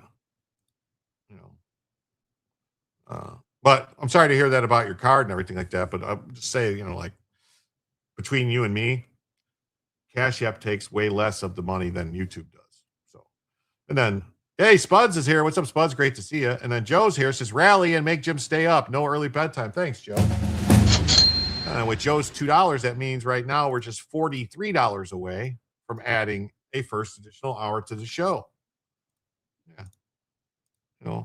Everybody could just tip in $2 and we would be there. YouTube takes too much. Cash App better. Yeah. Cash App, PayPal's the best. Then Super Tips is pretty good. Super Tips takes 10%. Cash App takes nothing, really, I don't think. PayPal takes 5% or something. I wish I'm not rich anymore. Okay. You can't make deals with Islamic terrorists. Their Quran gives them permission to lie to you. Islam isn't a religion. It's a terrorist cult. Yeah, it's called taqiyya. That's what they practice. How does one destroy uranium? I guess it probably would have to superheat it, maybe vaporize it or something. I don't know. Or maybe dilute it somehow. Maybe there's a way to dilute it. I've got class at 2100s. Well, I hope you will come back sometime, Karen, when you have no class. It's a back to school joke. Where is the trolls? I'm missing them. Well, they'll be back. In nuclear context, uranium can be split, fissioned, or transmuted into other isotopes. Check Cash App. Thank you.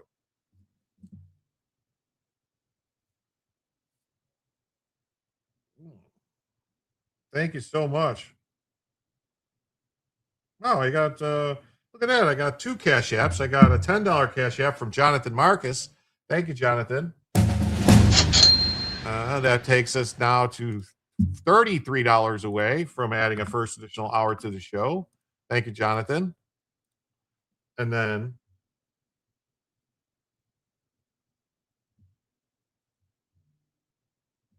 we got $20 from Christine. Another 20 from Christine. Thank you, Christine. That means we're now just $13 away, folks, to adding a first additional hour to the show. So we're right there. We're just 13 away. That's we're gonna make it tonight, I think. Thank you so much, Christine. Thank you so much, Jonathan.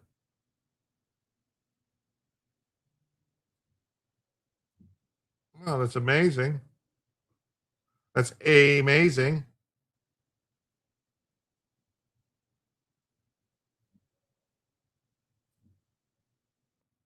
Thank you all so much.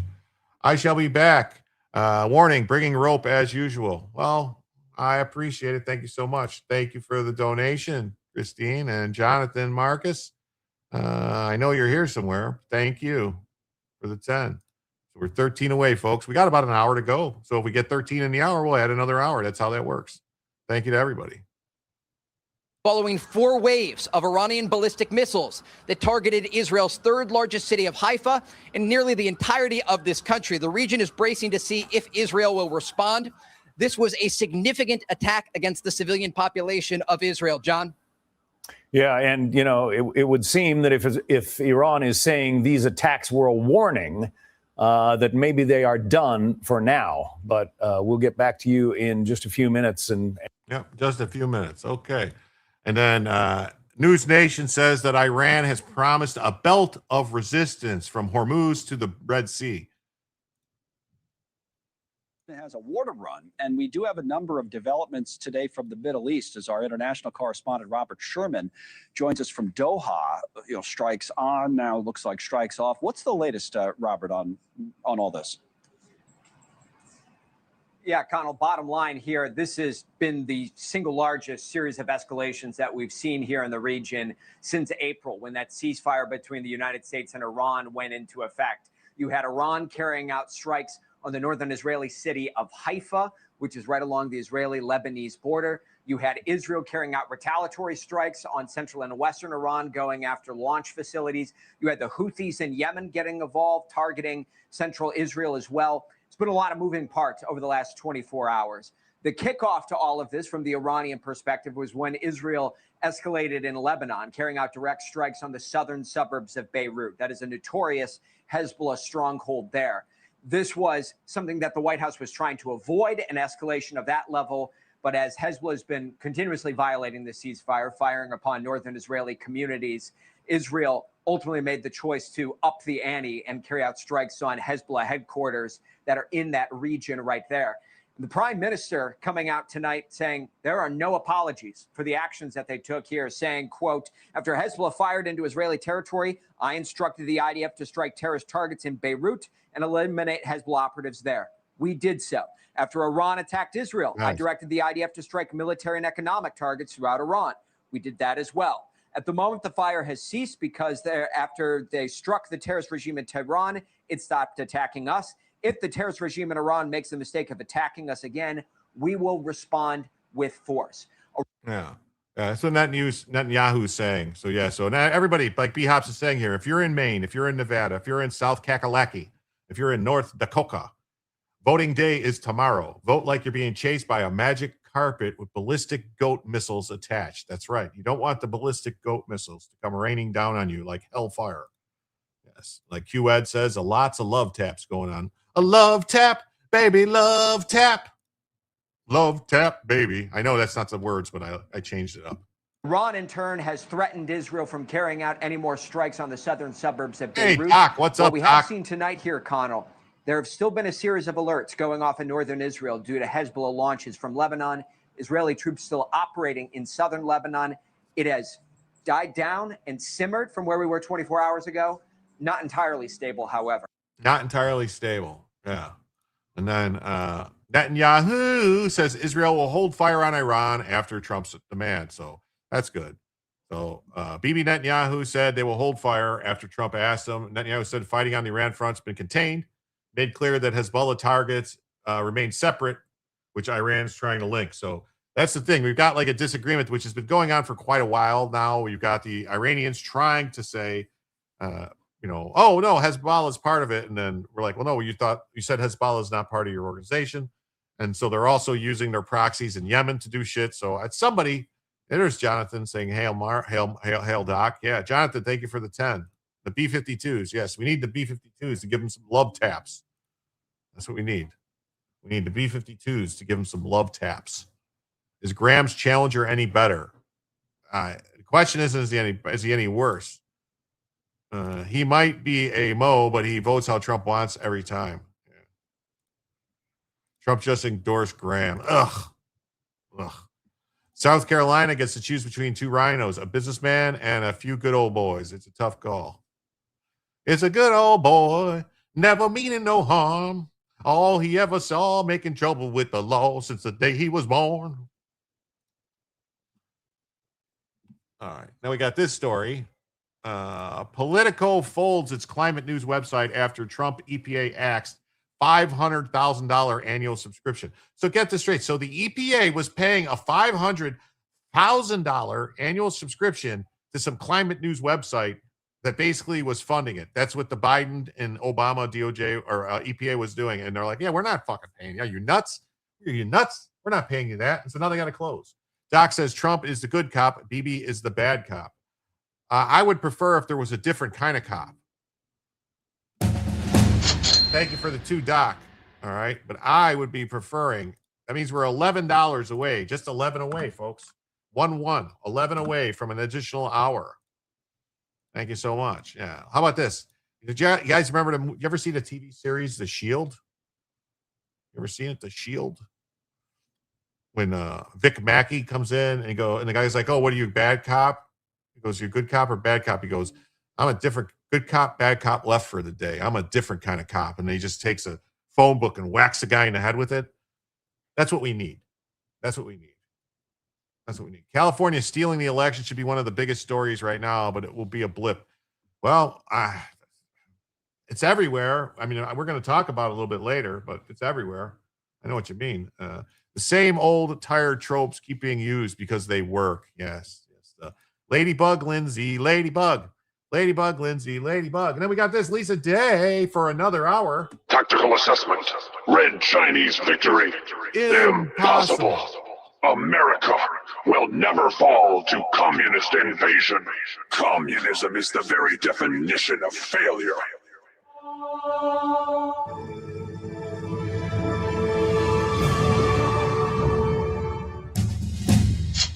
Thank you so much, Lisa, with that $13, folks. That means we did hit the goal for the first additional hour. And that means with the extra $2 that we are just $98 away now from adding a second additional hour to the show. That's right, a second additional hour to the show. So as soon as when the goal expires, I will reset it on YouTube and reset. And then we got a rant too. We got a rant. Got a rant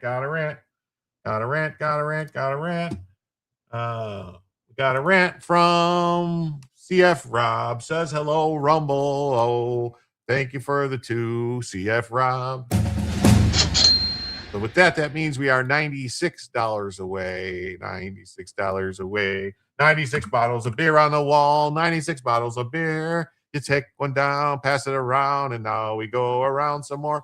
According to some of Trump endorsement is a death sentence. We can hope on Graham. Well, I think I might be mistaken. But I think so far this cycle, it's only been one person that's lost with a Trump endorsement. But I'm hoping, maybe fingers crossed, what we have here is a failure to communicate. Mm-hmm. What he wants, he gets. Mm-hmm. Rant, I got it. Thank you so much, CF Rob, for the 2. Yes. Shield is a good show. Yes, it is. Dude with the leather jacket and the shotgun, right? Yeah, that would be him. Trump's only endorsement in South Carolina is Pam Evitt, no Graham, not Mace. I think he might have just did it. So I feel the same about Graham. Didn't he once say Russians are dying, best money ever spent? Yeah. Didn't like that about him. Lurch Linger, thank you for the 5 earlier, buddy, and thanks for being here. Thanks. Tried Cash App. My old computer not able.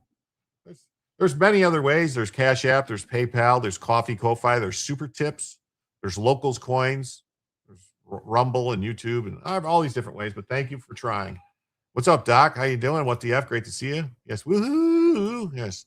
No evidence of a problem in California, so they say. Yeah, well, they're lying. Cartels are the issue in California. According to Dems, you mean. That's right. Guns N' Roses. It's actually a Guns N' Roses song, but that's actually from a movie called Cool Hand Luke with Paul Newman, which nobody could eat 57 eggs, right? Was it 57 or 52 eggs? And he eats them. You know, I'm shaking it, boss. I'm shaking it. I'm shaking it, boss. That's Cool Hand Luke. Great movie. Great movie. Graham did not get an endorsement this time around that I know of. Nothing wrong with voting, so they say. No evidence of things we never look for. That's right. We now know exactly what they did in California. They didn't ballot harvesting of those probably weren't going to vote, but were willing to sell their ballots. It seems like they just went. And gathered all the homeless people's ballots and stuffed them in. If we all vote, it would be too big to rig. Well, that's true. That's true. What about those Lindsay ladybugs? Yeah, yes. Oh, goody, the troll is here. Yeah, I'm gonna let him stick around for a few minutes if he starts getting like spurgy again, he'll get timed out again. I think it was a mistake for Israel to target Lebanon. We don't need to be opening new fronts. This stuff that's been going on with Lebanon, with Israel's been going on for 30 years. It's been nonstop because Hezbollah launches rockets, they attack them. So the whole West Coast has been cheating for the past 10 years. At least the last 10 years, probably 30. Lindsey is running for governor, not Senate. Is he? Lindsey Graham's not running for the Senate? What we have here is a failure to communicate. Yeah. You used to have Cash App funding more money for Jim versus App's take. That's definitely, yeah, it works. Cash App or PayPal are the two best. Cash App, PayPal, super tips. And then like, I don't know, Locals Coins, I think, and then Rumble, YouTube. You know, I don't know what the Twitch and Kick and stuff memberships work, how that works. Paid homeless people $5 for their vote. Yeah, we saw that stuff. There was all videotapes. We saw the videotapes of them paying people to fill out and do the stuff. That's what we have here as a failure. Rest home ballots as well. It's lucrative for them. Yeah. Nope. 97. Lindsey bugs on the wall. Deport them all. America First says, Greg, just let me know when you want to go. I was told Netanyahu owns Trump. Was I lied to? Yes, you were lied to again. Trump endorsed Lindsey today. Tell the ballot harvesters also go to nursing homes to help the dementia patients. Yes, they were doing that in Wisconsin like crazy. And that was some of the stuff that was reported. Some of the people were like, wait, my mother hasn't voted in 10 years. She has dementia. She doesn't even know what year this is or anything. But they voted. They have many ways of cheating. They have ways of cheating. Check your S messages and Cash App. Got it working finally. Oh, okay. Let's see here. Oh, India Simulator. Okay, we'll check that out. We will check that out.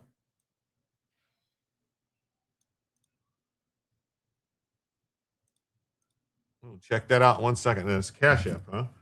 Let's see here. ID Crisis paid $10 on Cash App.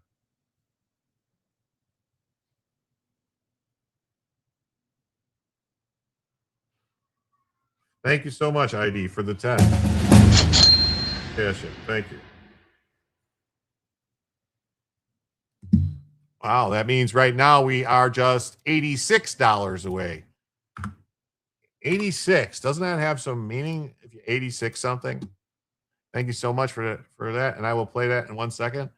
Rule says, I was in charge of nursing homes. I would not allow it. Mark Levin is claiming that the Iran deal will limit Israelis' air defenses. How does he know this? I have no idea where he would come up with this.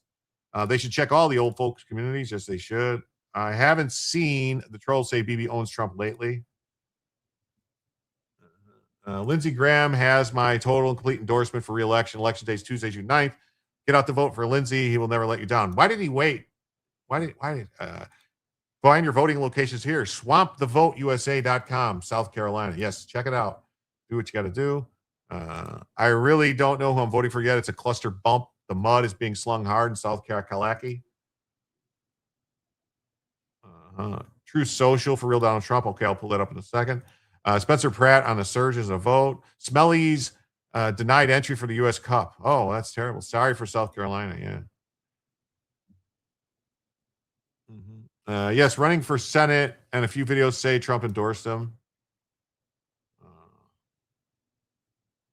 86 the fraud. That's right. 86 the fraud. 86 Heinz Ward's number. Yes. What's my favorite movie? Oh man, that's a tough one, man. I'd have to think about that. Like my favorite movie of all time. I don't know. Honestly, I don't know. Yeah, make your own choice. Make up your own mind. Use your mind on your candidates. From 2 weeks ago. I used to not like debates, but now I do. Spencer kicked ass. Wow. Yeah, let's see. Do this.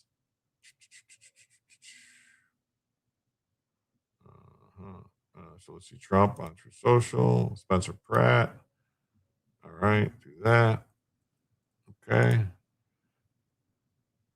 Politico shutting down its E&E News brand website. Yes, thank you. After the Trump administration ended the taxpayer-funded subsidy, basically, of $500,000 in a subscription. Agent 99 is a real looker. Yeah.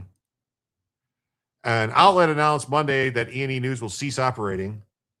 Let's see. Bill Barr, the AG, said there was no evidence of widespread fraud. You can't get evidence without conducting an investigation. Yeah, he told people to shut down investigations. He told people to stop looking. He told people to stop looking.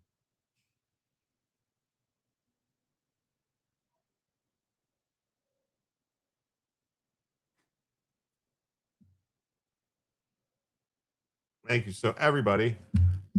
Thank you for everybody. The move follows a decision by the EPA Administrator Lee Zeldin in February to cancel the subscription to Politico and E&E News, saving taxpayers $458,000 annually. Wow.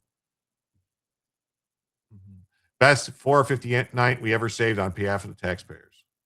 The government shouldn't be subsidizing poor journalism, and it's a stinging indictment of the previous administration that they wasted so much hard-earned American tax dollars keeping the outlet afloat. The trade publication, yeah. At the time, Zeldin announced on social media that the EPA would not renew its membership. Politico says the closure is part of a broader restructuring of its energy and environment division. According to an announcement from the CEO, Gali Simon, global editor-in-chief Jonathan Greenberger, and company plans to launch 2 new energy-focused newsletters later in the year. Hey, Finch, what's up, buddy? Thanks for being here. We put it together, the most extensive, inclusive voter fraud organization in U.S. history. That's right. Funny, there's an undercover video of a guy telling another guy how they cheat and how they always look for more ways to cheat. They didn't know it was being recorded. Biden's only a aware moment. Yeah, it was crazy. Beginning in September, we're modernizing how we deliver energy and environment policy news. Oh, okay. Its journalism and expertise will be fully integrated into Politico's energy and environment portfolio of stories. Interesting. The outlet has faced criticism from the Trump administration in the past. Christopher Wray said, we've been working for years as a community to build resilience in our election infrastructure. And today that infrastructure remains resilient. Yeah, it's always resilient. It's always. You forgot he said bigger than Obama. That's right. Yeah, what's up, Fitch? Yeah, Fitch is here. There are many Republicans mixed in with the Democrat cartel. That's right. That's right. That's right. That's right. That's right. That's right. That's right. That's right. That's right. All right. Here's this, just for anybody who's interested. This is Trump says today, posted this. Lindsey has been a wonderful friend, always been there when I needed him. Really? Didn't Lindsey Graham betray you? I thought he betrayed you in Georgia. I thought he did at the grand jury. The Clinton political machine runs the DNC. Yeah. Crap, why can't I delete my comment? Don't take it wrong. Which comment are you talking about? I don't see it. I am also into Pilgrim's Progress, the Illustrated. Is that the one you wanted to delete? You should be able to delete it.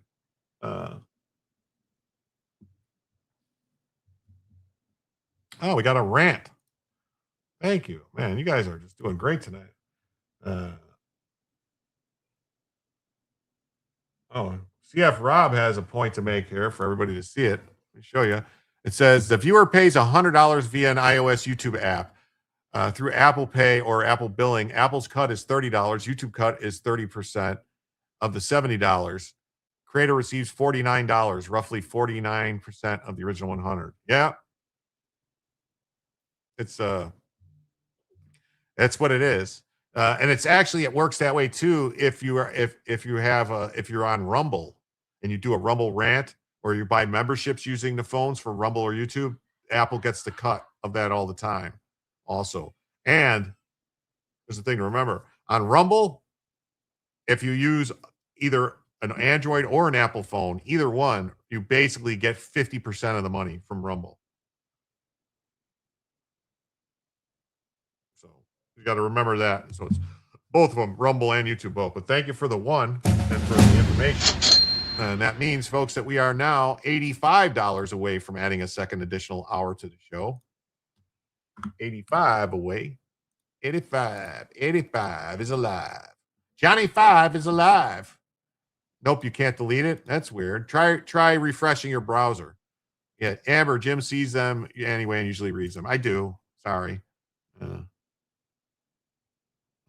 Lindsay may be a piece of shit, but he's the one that always a piece of shit that votes with Trump, especially when Trump needs the votes. Yeah, I know he votes with them when he needs the votes. That's not what I'm saying.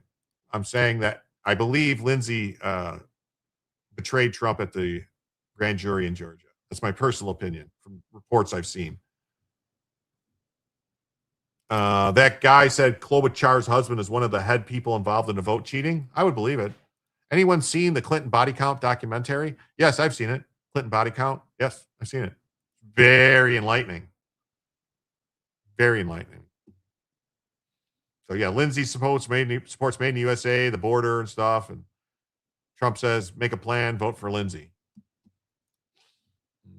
And then Spencer Pratt says a net swing of 43,000 votes since Tuesday. 43,000, huh? Where have I seen that number before?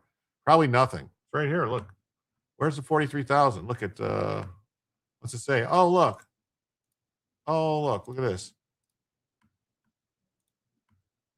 Wow, it says that 43,000 homeless people. Why is this not?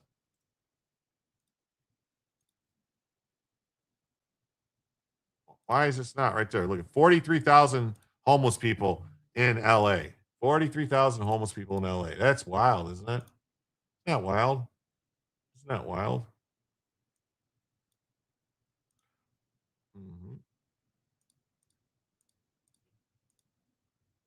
It's just wild that there's 43,000 homeless people and Spencer Pratt got passed up by 43,000 votes. It's time to hit the ladybugs with some Spectracide. Half of them are dead, but they just keep voting. Yeah, well, that's the thing, you know. That's the Chicago way. Vote early, vote often. And this was very interesting. This is what ID Crisis Design wanted me to share with you guys. This is the Indian Simulator, just got announced for PS5, the most realistic survival game ever made. I saw one too for Britain.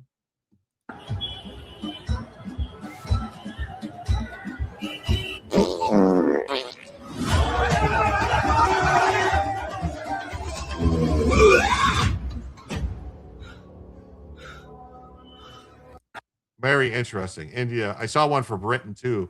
There's one for let's see if Dr. Clownworld has the Britain one, the Britain Survivor. Let me see. Oh, he did the Brad Pitt thing. Oh, here it is. Woke Simulator has been revealed. They got a woke simulator. Nobody thought it would get this stupid. Then they put it on a calendar. Meat became violence. Sir, please calm down. It's ma'am! That tone was problematic. Reality became offensive. Can you survive the most inclusive place on earth? Woke Simulator. I saw one for Britain too. Woke Simulator. Truck Driver Simulator. Oh, look at this. They got Truck Driver Simulator. This is cool. On America's highways.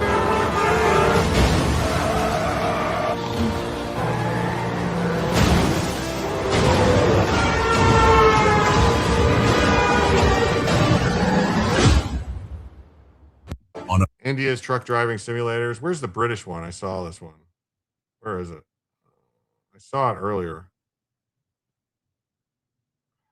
First hunt. Oh, here's the trailer for Hunter Biden simulator just dropped. Rules are for normal people. Rules are for normal people. Me, I just keep getting away with it. You think they search people like me? They don't. See? Told you. And that's just the boring part. I don't do boundaries, and I never miss a payday. You don't hide the scandal. You post through it. Wow. And these things are getting pretty good. You know what I mean? Dr. Clown has been releasing banger after banger lately. Yeah, they're pretty good. Yeah, soon raining rainbows. It is. What's it say? I'm sure that the 43,000 is just a coincidence. Could be. I think it's possible that Lindsay has been playing a role going back into the no-name days and is actually a good guy. Used to think he was a POS. It's possible. Refresh still no-go. That's terrible. Love Dr. Clown. Love this. Yeah. Should I laugh? Yeah, you can laugh. It's been good. Let's see. There's one the British one I want to find. You think you've got what it takes. The Hunter Biden simulator. Where is the one?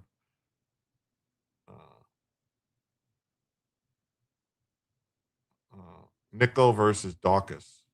Whatever that means. Back again. Oh, here it is. Official UK simulator. Here we go.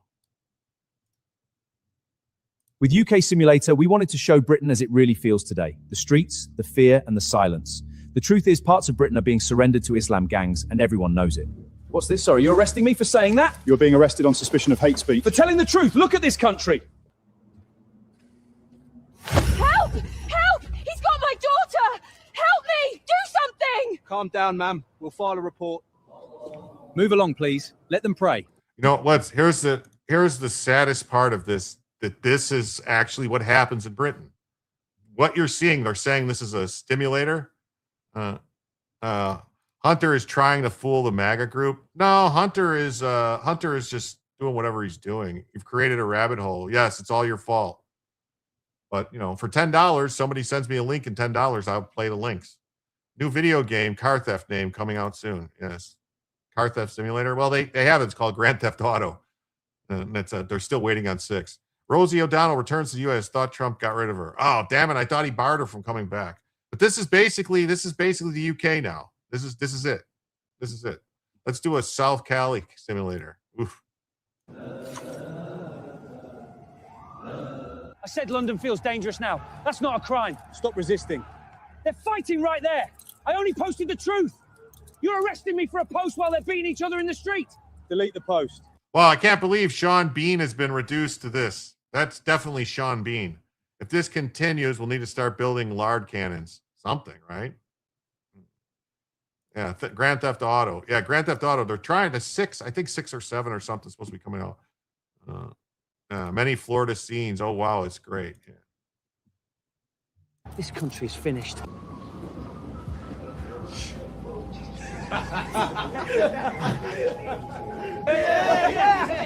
Leave me alone. Where you going, love? He said something racist to me. He attacked me first. I got stabbed. I can't breathe. I don't think you did, mate. London needs gators and hurricanes. That's right. Tickle that like, follow, and repost it. All right. And then this story came out, which is very interesting. Those are funny. Please give Dr. Clown World a follow if you haven't already. He's very good over there. I like him, and DFF is great. Rosie, no real crimes now in AI. Yeah. No real crime scenes in AI. Yeah, you know, it's ridiculous. It is. Plattners living on the sea claim dismantled by critics as financial docs paint a different picture.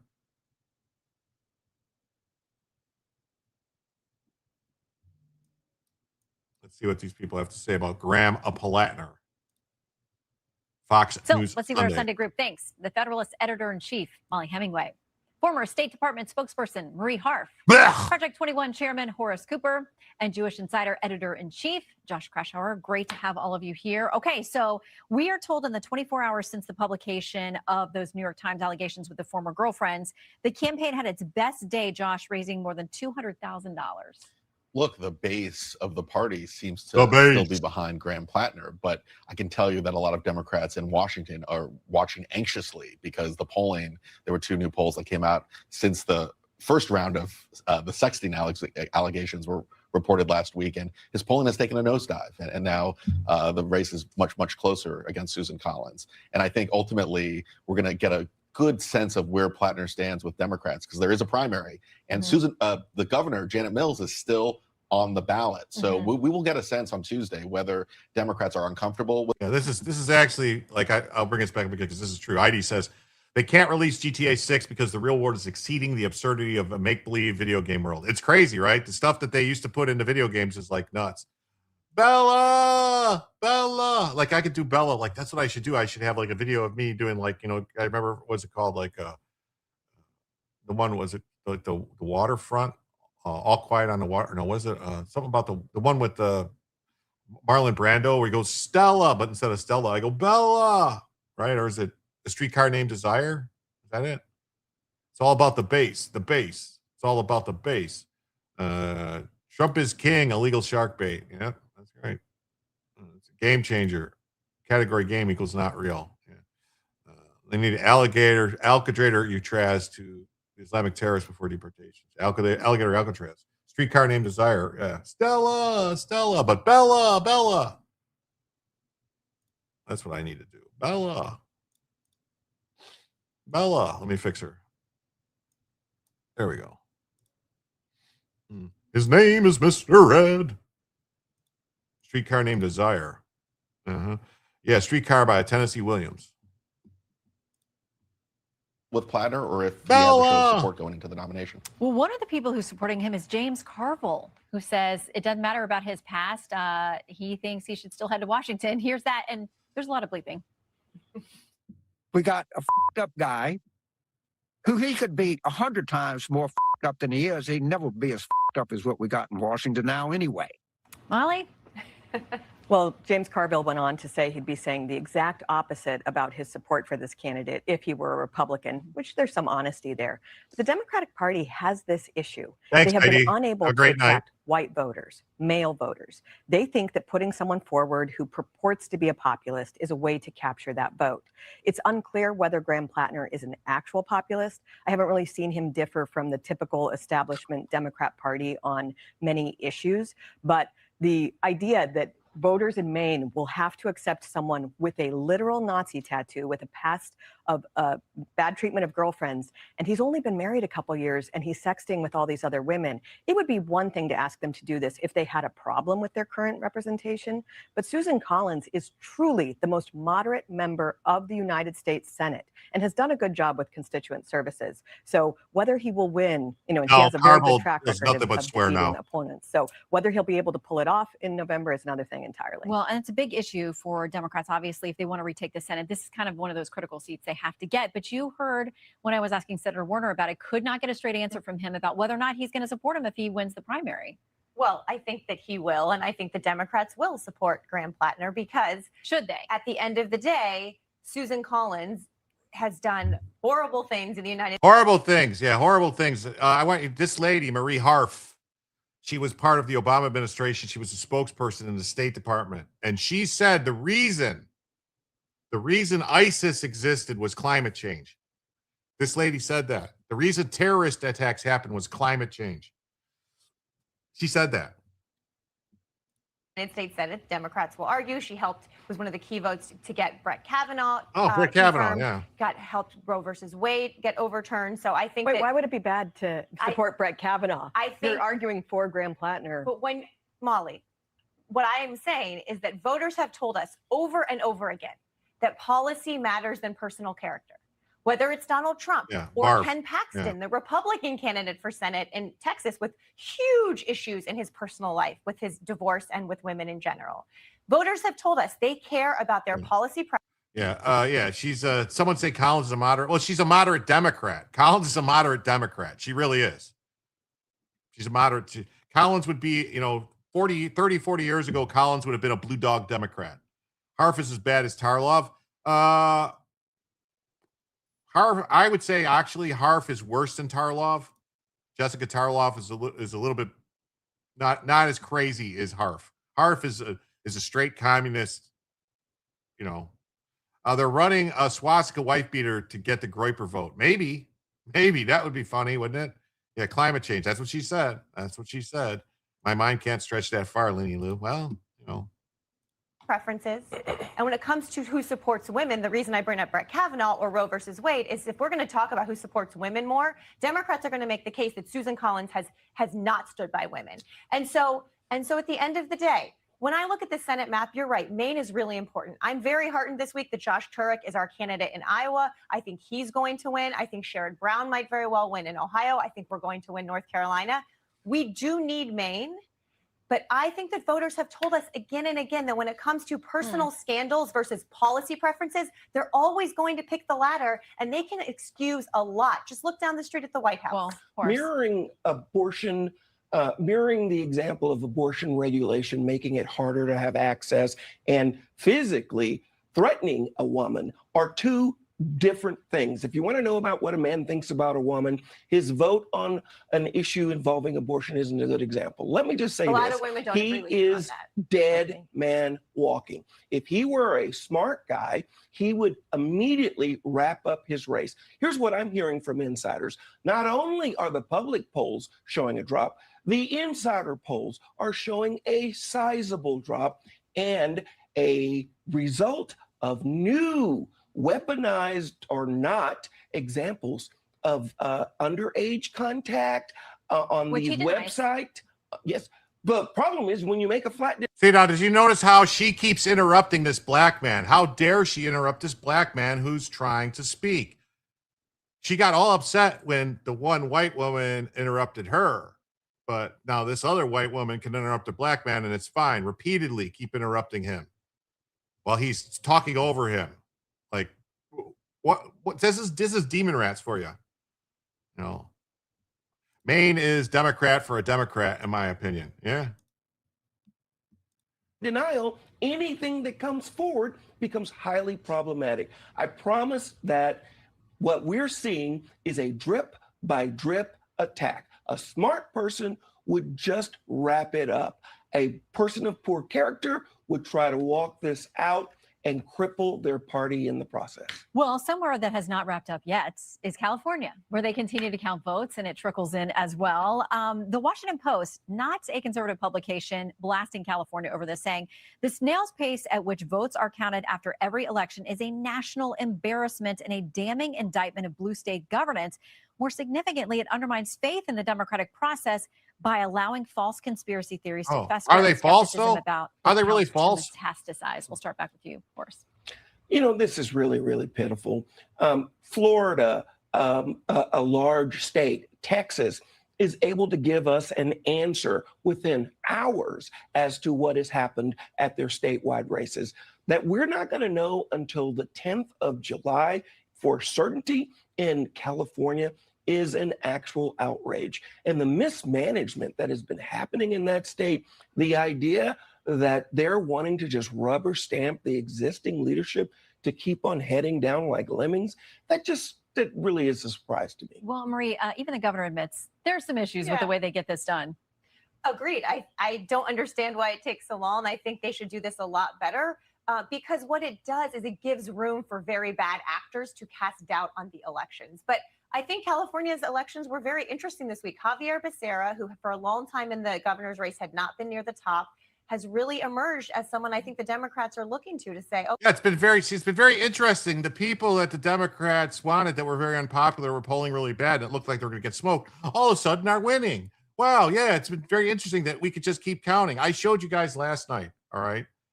That they kept counting when Kamala Harris won in 2010, all right, for AG, Attorney General of California.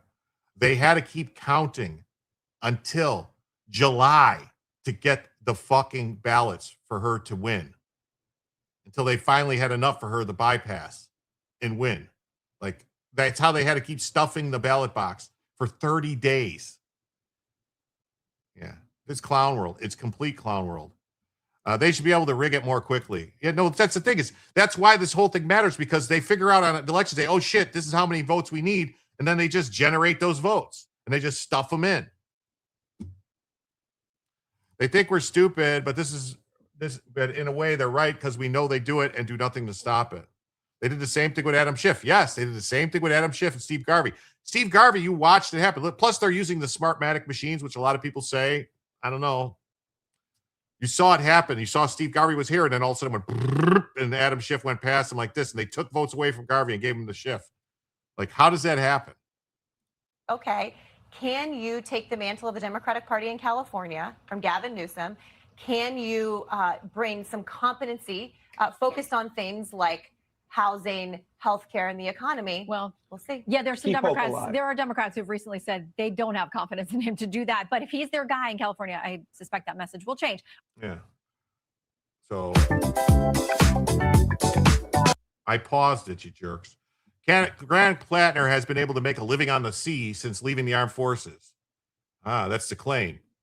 Plattner, who's running for Senate, was able to unseat incumbent Susan Collins, has long identified himself as an oyster farmer. I mean, this is like, who cares about the oyster farmer stuff, really? It's just that he's a liar. However, his disclosure shows he makes little money, with reports showing that he receives the majority of his income through his VA benefits. He says his healthcare gave him freedom. It gave me the freedom to take risks, to start a business, and to sink my intellect and physicality into mastering skills necessary to make a living on the sea. Here's the question, though. If he's able to sink physicality into something, how is he disabled? Seriously. Mail-in isn't the reason manufactured votes is. Well, no, it's because they manufactured the mail-in votes. Mail-in for a month, hell, with one-day voting. Yeah, it's the Dems counting the votes. I mean, it's not the mail-in. It's because they let them keep bringing more ballots in after election day. Liars lie. It's their native language. In 2025, he showed he listed $5,000 as his annual income from farming oysters. His entire business is worth between $50,000 and $100,000. They don't know how their people actually want to vote. When the people's vote comes in against what they want, they have to start counting extras to make the candidates win.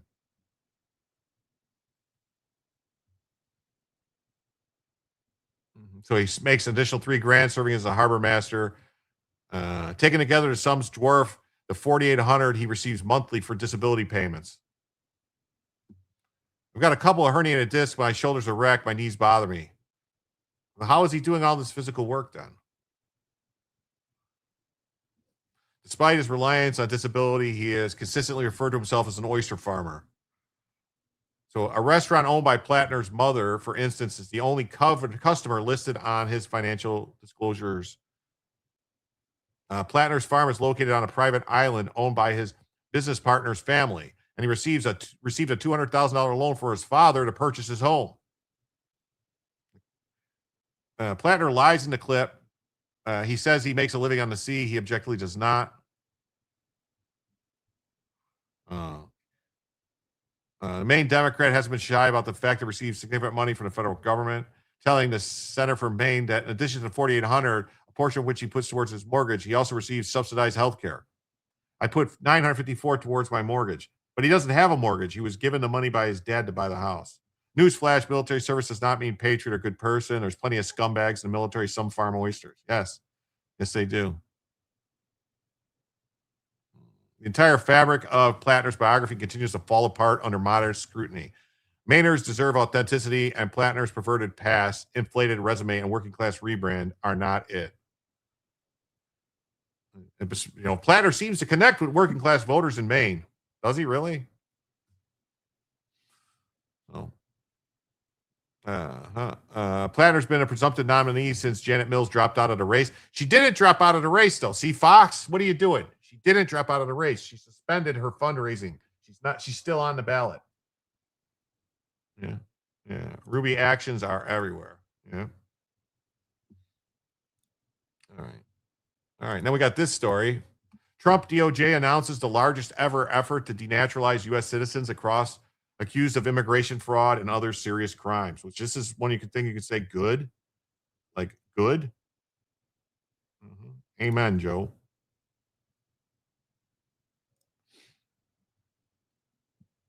The DOJ is dramatically expanding its campaign to revoke citizenship from naturalized Americans accused of hiding terrorism ties, violent crimes, immigration fraud, and other serious misconduct during the naturalization process. Yeah, falls apart under moderate scrutiny, but not liberal scrutiny. Well, that's what they're trying to say. They don't have any problem with. Betty couldn't tell you what type or go any oyster or any of are any of the oysters or how many. Couldn't tell you anything about the oysters. The new push, according to reports, marks one of the most aggressive uses of denaturalization in modern American history. The department announced cases against a dozen foreign-born citizens with ties to countries such as Iraq, Somalia, China, India, Colombia, Uzbekistan, Morocco, Gambia, Kenya, Nigeria, and Bolivia. Officials say the cases involve allegations ranging from concealed terror ties, war crimes, sexual abuse of children, sham marriages, false identities, and immigration fraud. The message is quite clear. American citizenship is not a shield for foreign criminals who lied to obtain it. Naturalization is a privilege granted by the United States, not a loophole for people who conceal dangerous pasts. Acting Attorney General Todd Blanche said Justice Department will pursue those who misrepresented themselves to become Americans. Does this mean Ilhan Omar will go? I hope so. What's your thoughts? Should Israel continue with the strikes on Lebanon, or is it better they don't? Well, here's the thing. If they get attacked by Hezbollah, they have to respond. But this whole thing is just like tit for tat back and forth. So, what Mandami too needs to go. Mandami needs to go too. Definitely. He definitely lied to get citizenship. So anyone who intentionally concealed their criminal histories or misrepresented themselves during naturalization will face the fullest extent of the law. So one of the most serious cases involved Ali Yusuf Ahmed, who obtained citizenship after claiming he fled Iraq in 2009 because al-Qaeda terrorists had attacked his family. Authorities now say Iraq sought his extradition in 2019 after he murdered 2 Iraqi police officers while serving as an al-Qaeda leader. This guy was an al-Qaeda leader. That's crazy. Al-Qaeda leader. Wow.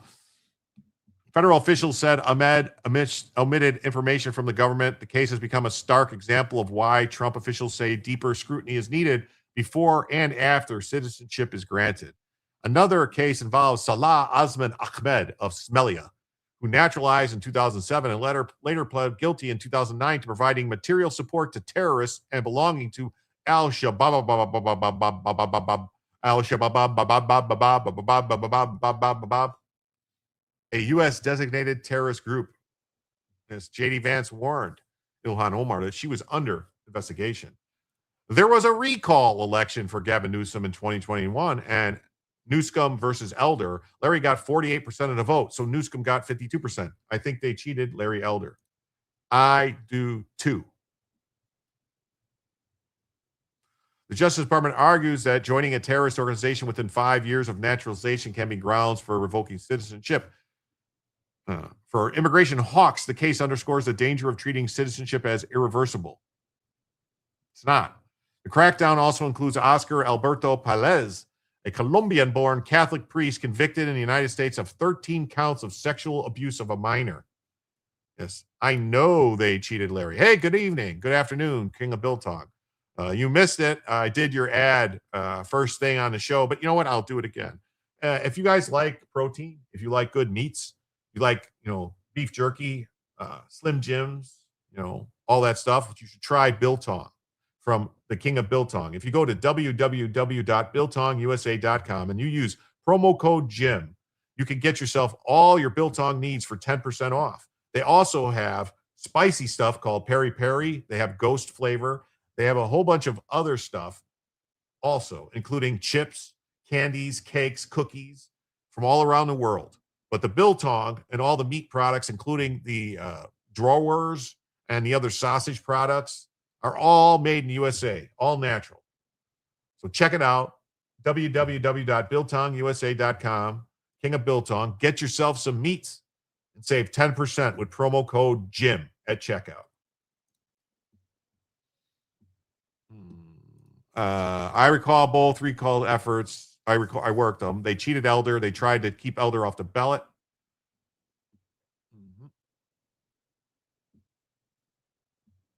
You did not see King of Biltong? Well, he's right here. See?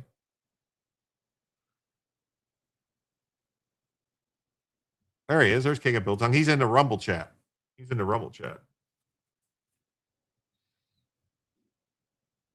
I'll do this.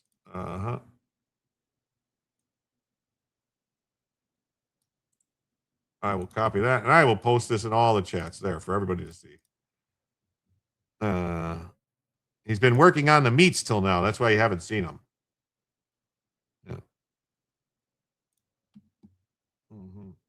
Yeah. He says, yeah. Where's it at? Yeah, YouTube is asshole, he says. It is. Another target, Abdevosit Rakigak of Uzbekistan, allegedly entered in a sham marriage to obtain citizenship. Other cases include individuals using false identities, concealing serious crimes, and committing immigration fraud. What did I miss in the show today? We talked about stuff and things. We talked about the show so far. We talked about, where's it at here? We talked about Minnesota's ignored fraud warnings, the DOJ's largest denaturalization. We talked about tyrannical lower court and inferior judge, H-1B visas, Iran's military operations.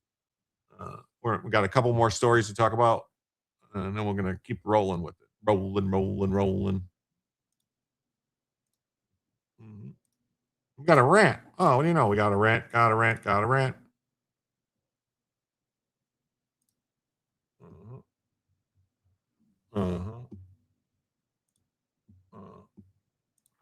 From Spuds, it says if Bruce Blakeman beats Kathy Hochul, according to the New York State Constitution and Charter, Blakeman can fire man dummy using his lying on his application as evidence the feds can use it too. Well, that's awesome. Thank you. Thank you for the dollar, Spuds.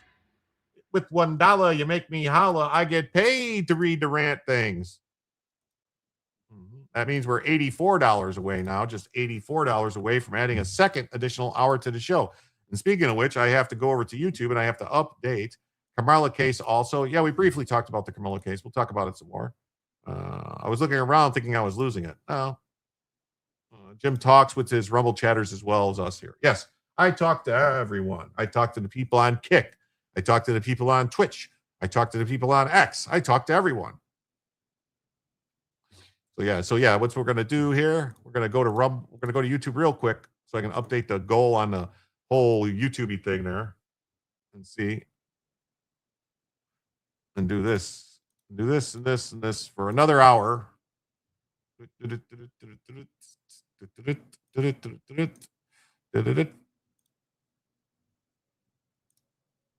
So 20 super chats for 1 hour for $5. And it will say for every $100 in total that comes in across all platforms, we will be adding a second additional hour to the show. And right now, I believe we are $84 away. I believe that's what it is. Just double check. Come on. Yep. Start the goal on YouTube. All right. So we got an hour, another hour goal. If we make $84 in this next hour, we will extend the show by another hour. Things happen for a reason. God, reason too. Here, Jim. Thanks. Hopefully God stops the cheating because my blood pressure is going to be up if he does it. Yeah. So biltong is a preservation method. This is interesting. Never heard of it. It's just naturally air-dried beef and pork products. It's like beef jerky, same type of stuff, but it's natural. It's all air-dried. It's from like South Africa. That's where they do it in South Africa. It's like one of those things. It's like yeah. In a separate announcement, the Justice Department said it's seeking to denaturalize Manuel Roca, a former diplomat who admitted in a criminal case to acting as a Cuban spy. Roca case points to a broader concern. The United States must be willing to revoke citizenship of people who obtain it through deceit and then use their status against American interests. It's Great Eagle says, when Paid to Shop gets off the ground, I will send more here, Jim. Well, thank you, Great Eagle. Thank you so much. With that, that means we are now just $79 away from adding a second additional hour to the show. Thank you, Great Eagle.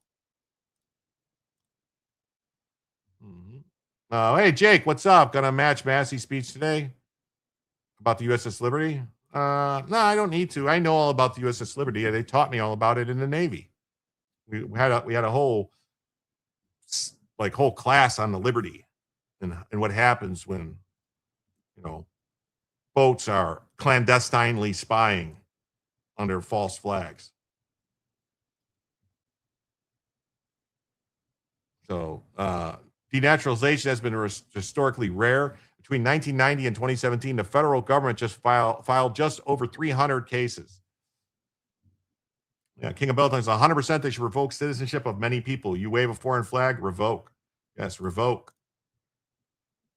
Paid to Shop is for low-income families and low-income mom-pop shops when it launches. Well, that's awesome. I look forward to it. Trump's first term, the government brought 168 cases, signaling a more aggressive approach. Denaturalization is a complex process. Justice Department lawyers must file civil or criminal cases in federal court and persuade a judge that citizenship was obtained illegally or through fraud. Okay. U.S. law allows citizenship to be revoked when the government proves that a person obtained naturalization by concealing material facts, lying on immigration forms, or by otherwise committing fraud during the process. Yeah, spy ships have a totally different level of risk. Yes. Those whose citizenship also loses legal protections and benefits that come to the U.S., they typically return to their previous immigration status, often lawful permanent residency, which may make them deportable. Yeah, well, that's what we do. Blanche previewed the administration's approach to the CBS interview. So, yeah, so I have CBS here. Here's CBS. Let's see if it's going to be the interview on CBS. Or is it here? They're going to show it?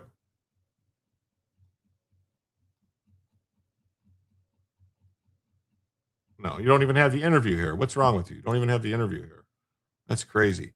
So CBS, Trump administration launches largest ever effort to denaturalize U.S. citizenship. Let me see if the interview's here or is it somewhere else.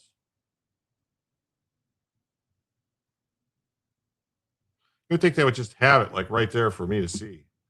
This wouldn't be this whole thing. The Trump administration is planning to revoke the citizenship of at least 17 U.S. citizens.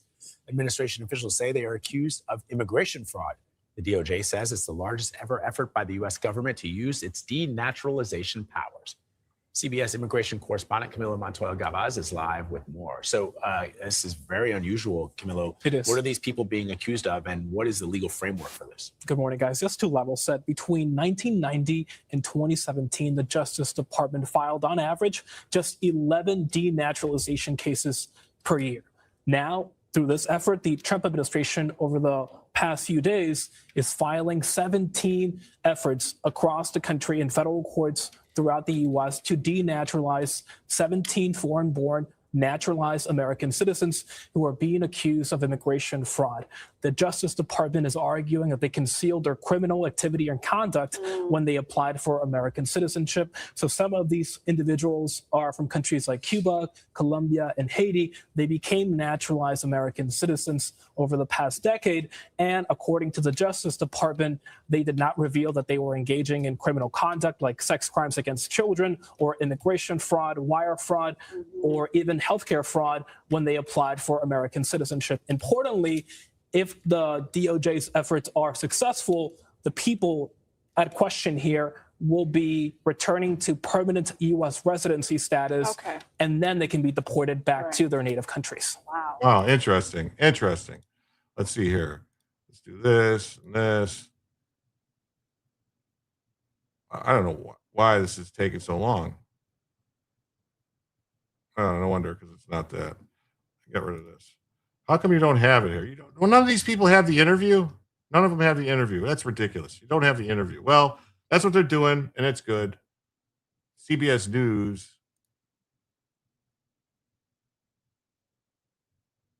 Where's the? It's not the no interview though. That's bad. You don't have the interview. That's bad. All right.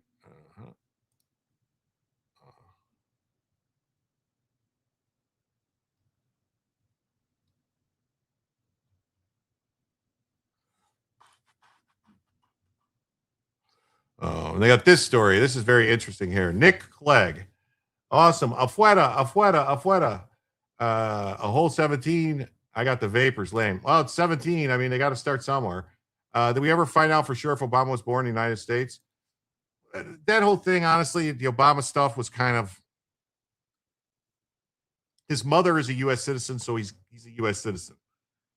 The thing about natural born U.S. citizen, it doesn't mean you have to be born on U.S. soil. It means you have to be born to a citizen parents or born on U.S. soil, like by people that are citizens. So,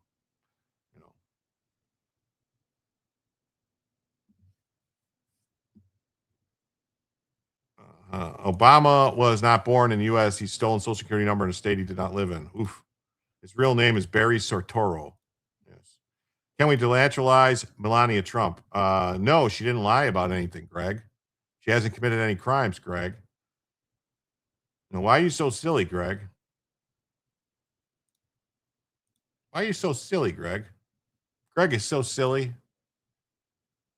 So why have a Social Security number? Well, steal stuff. Baltimore, Maryland, hometown. Uh-oh. I saw that. One of the violence interrupters. I did see that.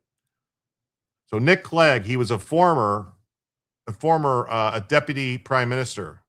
McCain was born in Panama. Yeah, he was born in the Panama Canal Zone to U.S. citizen parents, making him a natural-born U.S. citizen. So yeah, Nick Clegg, a former deputy prime minister, was working for Meta, and he quit because he said Meta was too MAGA. He said Facebook was too MAGA. The stolen Social Security numbers from a guy born in 1890. It's crazy. Social Security numbers from Connecticut. He never lived in Connecticut. Yeah. Flotus has more intelligence in her baby toe than Greg has in his pea brain. Greg is a moron. Yes. Well, former deputy prime minister said Meta changed utterly from the organization he joined in 2018. Oh, so he was happy with being a leftoid organization. Nick Clegg has said he quit his position with the U.S. tech giant over concerns the company had embraced MAGA politics. Yes, I also have trolls. I do. I have a couple trolls. They're very dedicated. They come back every night. Also, Eric Holder and a judge named Royce blocked this info. Yeah. He is silly because he touches himself when you're not around. It's crazy, isn't it, Kofi? He is. Very silly.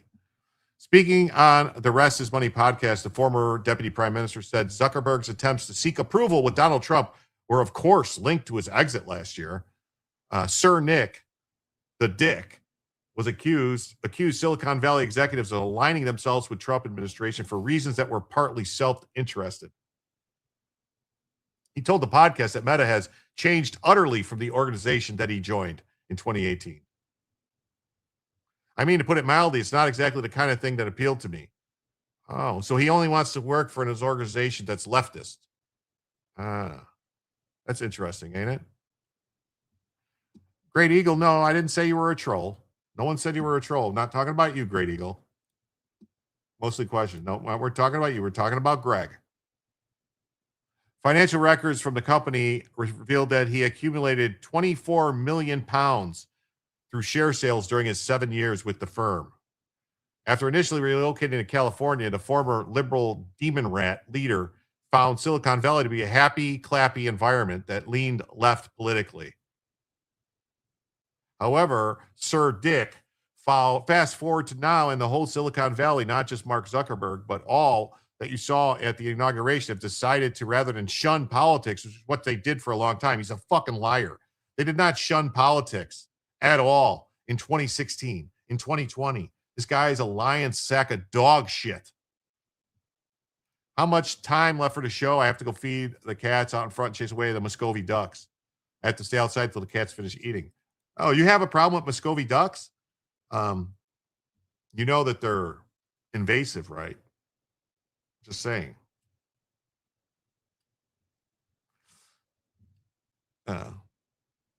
Yeah, so to shun politics to him was when 2020, when Mark Zuckerberg did all the stuff to put the ballots up and all that stuff, and to basically help fortify the election. The whole thing they published.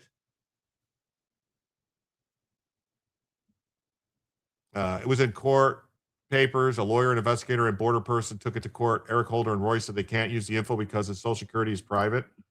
Well, he's departed his role as Zuckerberg's second in command in January following Trump's election victory, succeeded by Joel Kaplan, a Republican lobbyist and advocate for free speech. All right.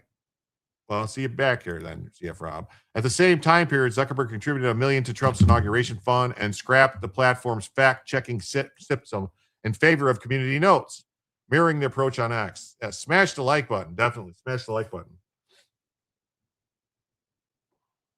Yep. Zuckerbucks paid for majority of the mail-in drop boxes. Yes, he did.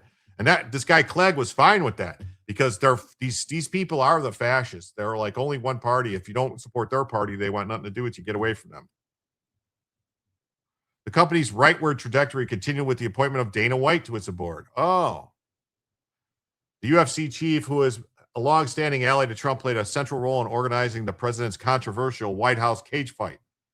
What does this have to do with the price of beans in China? It's the price of tea in China, but I said beans for a reason.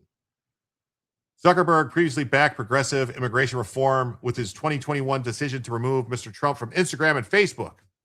Following the January 6th riots, maybe a riot or a protest, Sir Zick the Dick took aim at technology companies for switching stances depending on the political climate. Oh. So he just wants them to be on his political side. If they're not his political side, then clearly they're wrong.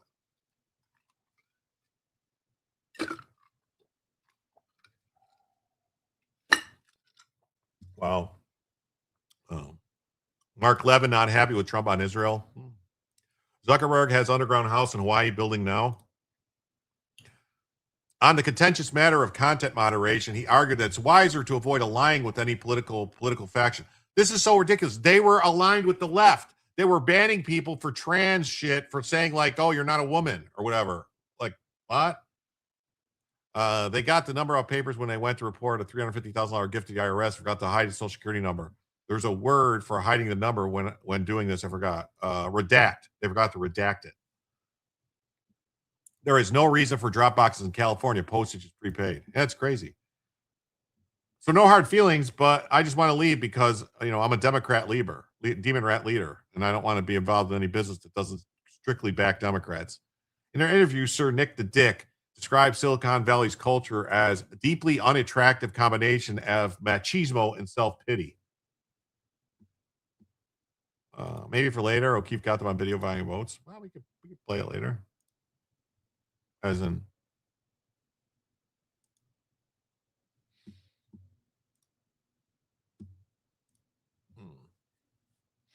yeah. So these guys are all scum. You got to watch them. He now serves on the board of Nscale, a cryptocurrency mining firm constructing Britain's largest AI data center. Go figure, he's just a scum. They worked with the FBI to spread disinformation and enforce censorship during election sniffles. Yeah, they did that. You said herd immunity was a thing, banned. Yeah, but that was all fine. It was all fine. The Telegraph just says, Nick Clegg, I quit Meta because everyone turned MAGA. Oh, so he didn't want anyone that wanted to make America great. So get the fuck out of our country, scum. Go back to your scum country, scum. Ex-Silicon Valley political turn, ex-Meta executive Nick Clegg says MAGA influence is rising. Oh well. Time for this one to go home. That's what I say.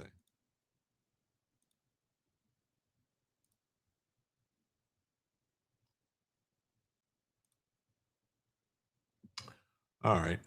We'll cover this story and then we'll jump to a couple stories people posted to look at. So check this out. All right. Fewer Americans see the U.S. as exceptional ahead of the 250th birthday. Huh. There are tons of birth tourism hospitals and home birthing services in Florida. Yeah. Crazy. If anyone hates the USA, should they leave the USA now then? Yes. If you hate the USA, get out. Love it or leave it. That's what I always say. Sorry, y'all. My English is not good here, but my math is super great. Okay. Are you Canadian? I thought you said you were Canadian. Where are you from, Great Eagle? A new poll released Monday found that fewer Americans see the U.S. as an exceptional country as it approaches its 250th birthday. And those people would be called Democrats. I love America. Yeah, if America's not great, why do so many immigrants sneak in? Yeah, why? USA, because M, U.S. Navy veteran here. Oh, well then, what's your native language, if you don't mind me asking? Maybe I could speak to you in proper tongues. The AP NORC Center survey found that 44% say the U.S. is one of the greatest countries in the world, and about 1/4 of Americans saying the U.S. stands above all other nations. Oh, English here? English? Why did you say this then? Sorry, all here. My English not good here, but my math is super great.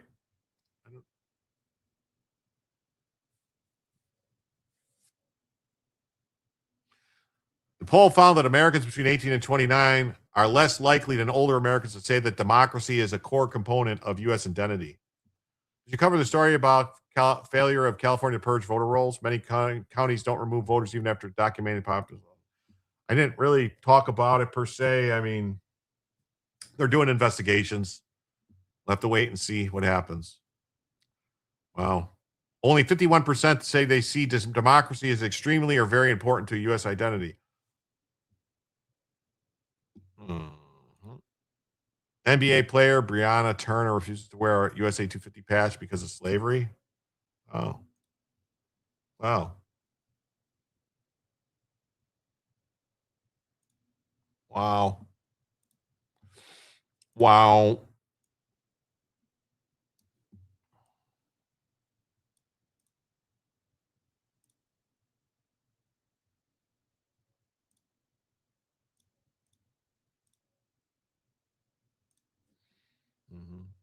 Oh, 27% said it's somewhat important. 21% said it's not too or not at all. Wow.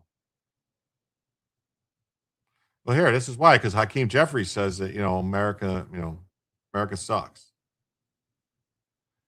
This differs from other groups. Those 60 years above overwhelmingly say democracy is extremely or very important at 81%, with 66% of those between 45 and 59 and 61% of those between 30 and 44. Younger Americans are also least likely to say that American dream is still important to U.S. identity. Which idiots are taking these polls? Well, here's Jonathan Marcos. Here's the thing: this is the schools. This is the education system in America doing this. This is what happens when you let the fucking communists take over the United States educational system. This is what happens. This is what happa. This is what happa. This is what happa. What happa. This what happa. Happa, happa, happa, happa.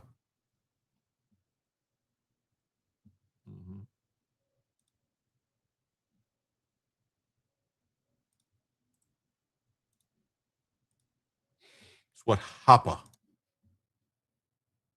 Yeah, but they think you can change sex. Rumble clap infections. Uh-oh, let's see what we got here. Rumble clap infections. Yeah. Oh, King of Biltong gifted one. Jim tells you nothing. Thank you so much. It went to B-Hops.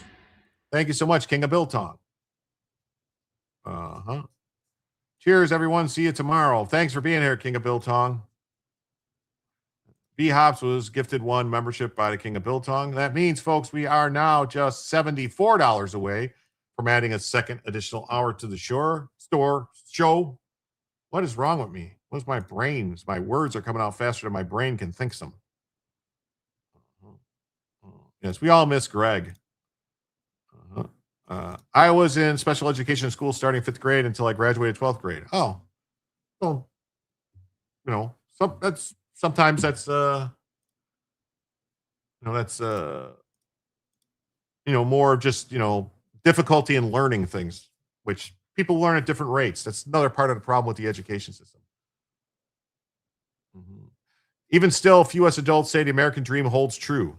Just 34%, with 51% saying that it once held true but no longer does. Well, then why are people trying to come here if there's no American dream? What is it then?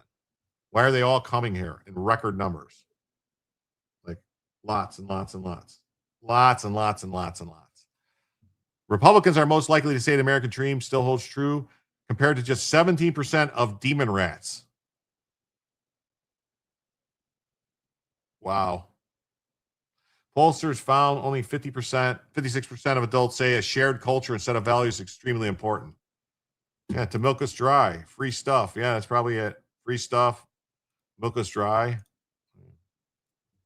51% of adults say the ability from people from other countries to escape violence is extremely or very important to American identity.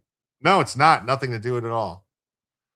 3/4 of Democrats agree that mixing of cultures and values are key features of American identity. Oh, really? So we're just supposed to mix it. We're supposed to become more like Islam. We're supposed to become more like Somalia.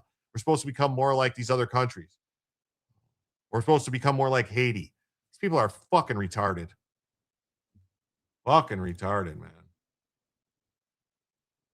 Yeah, and this is what happens. NBA player refuses to wear the USA 250 patch because of slavery.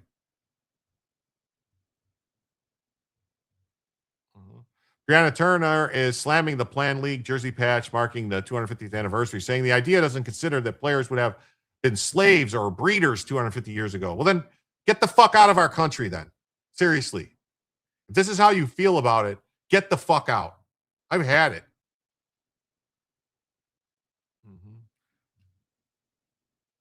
The league has not formally confirmed the decision, said discussions are ongoing. Whoever called the WNBA All-Star uniforms to have the US 250 patch should have thought that no WNBA players would have been free 250 years ago. Oh, well then get the fuck out of our country. If I never hear diversity again, I would be happy.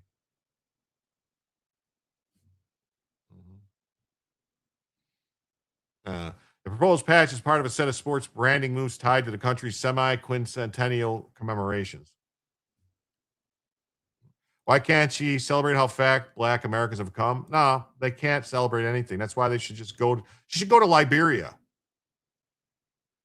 That's where she should go. Liberia. Go see how much money you make there. Yep. They always pull the victim card. Always, always, always. Mm-hmm.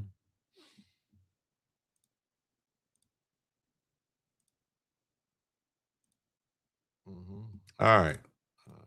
Carmelo Anthony's defense team has rested. Yes. Carmelo Anthony's defense team has rested the case. All right. The murder trial is pretty much over. It's just a matter. You, hey, got the no respect. Hey, it's a not so bad. It's a nicer place. Shut up in your face.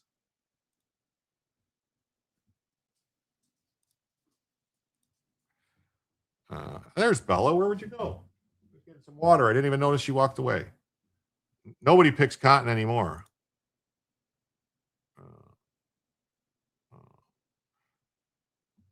The only country people fight about getting deported. Guess it's not so bad after all. Yeah. The jury will return on Tuesday, at which time they'll be sequestered. So we'll just play it by ear. So they're going to sequester the jury while they're deliberating. Judge Roach instructed the jury go home and not discuss the case with anybody.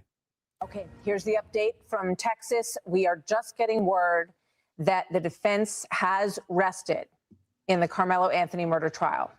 So that means the closing arguments, they sent everyone home for today. The closing arguments will start tomorrow, And then this case will head to the jury. Very quick, actually, this whole process. But tomorrow we'll be closing arguments. That's what the pause was about that Brooke just reported on, and that's the update. Okay, here's the update. Wow.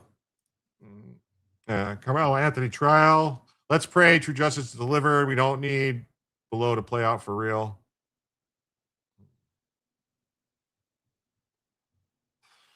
Defense rested without him testifying. Of course, they can't risk the jury hearing the truth under oath. Yeah. Carmelo Anthony's defense rests. Attorneys prep for closing arguments. 250 years ago, it was against the law to blaspheme. I bet the time they say GD, SOB, they're thrown in jail. WNBA All-Stars, Class 5A high school team would beat them by 20. All-Star Miles. Let's see here.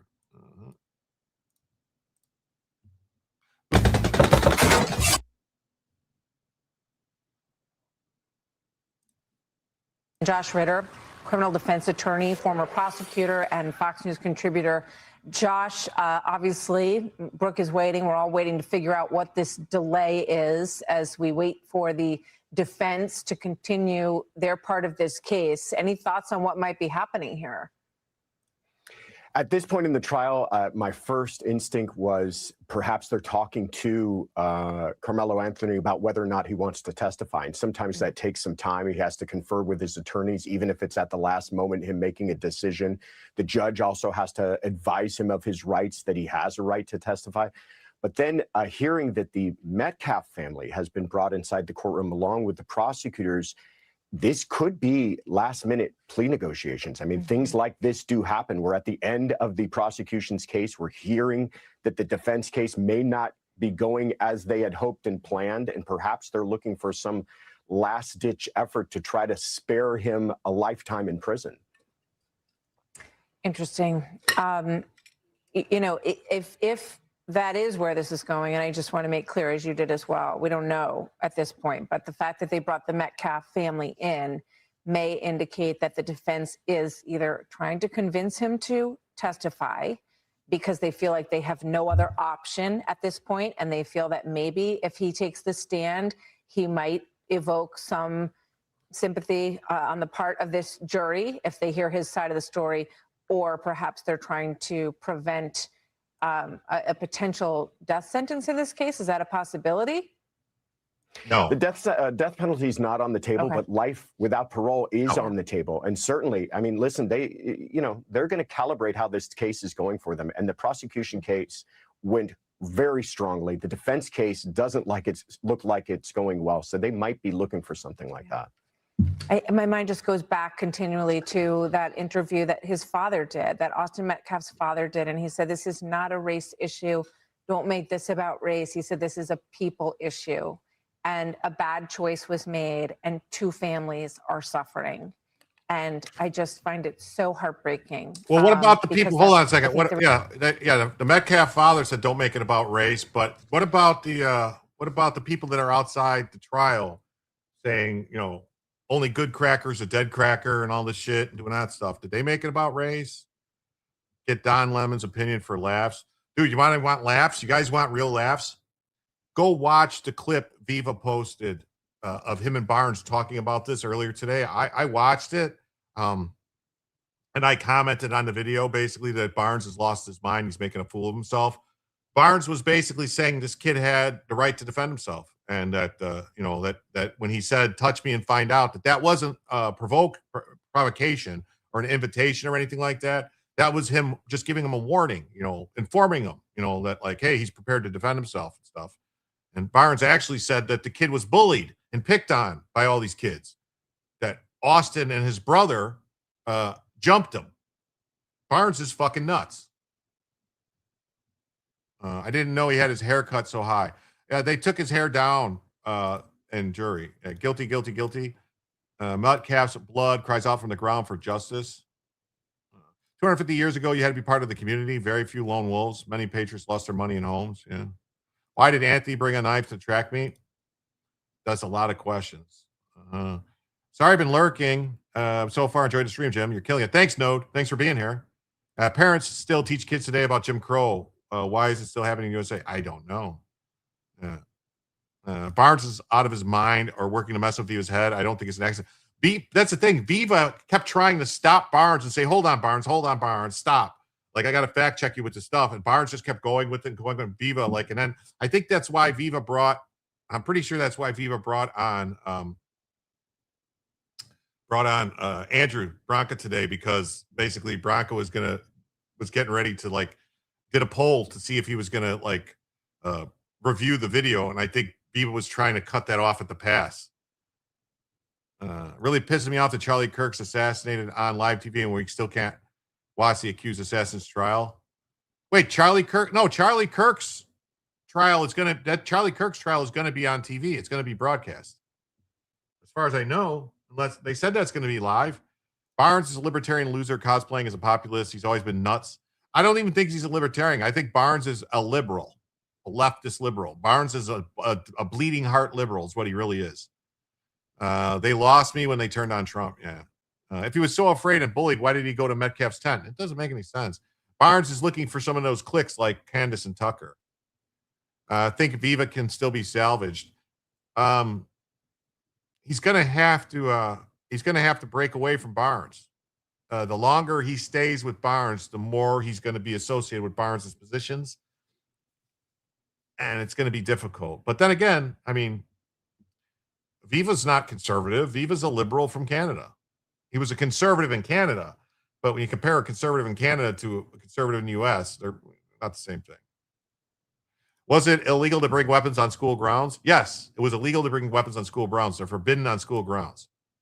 Viva brought his Canadian liberalism to America. I subscribe to his channel. He should go back to Canada. Viva will return to Canada, probably. Is it U.S. legal to bring any kinds of weapons to school grounds? Mostly it is. There's like federal laws about, like guns and stuff on school property. I'm not sure about knives. Barnes and Viva have a deal with Rumble. They are not separating. Oh. The reality of it, two families are suffering so much from what happened here. Josh, thank you very much. Josh Ritter. Thank you. Families are suffering.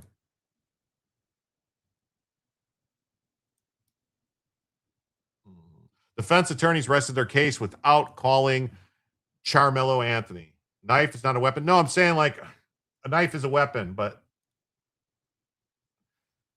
it depends on, I don't know if Texas law forbids knives on schools. It would generally be like a school, like I believe they have to sign a form, like a student contract where they know it's against the rules.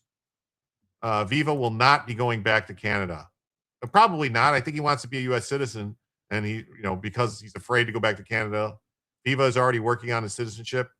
Yeah, like Viva's all right. Yeah, Jim is right. Canadian conservatives aren't like American conservatives. Yeah. All the tents were only 5 feet apart, so they were next to each other anyway. Yeah.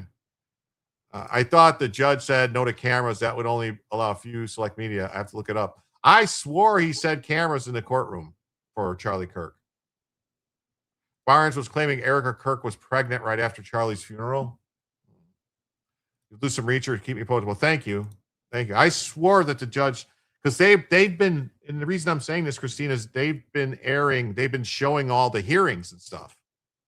So why would you have the motion hearings and these other things, broadcast?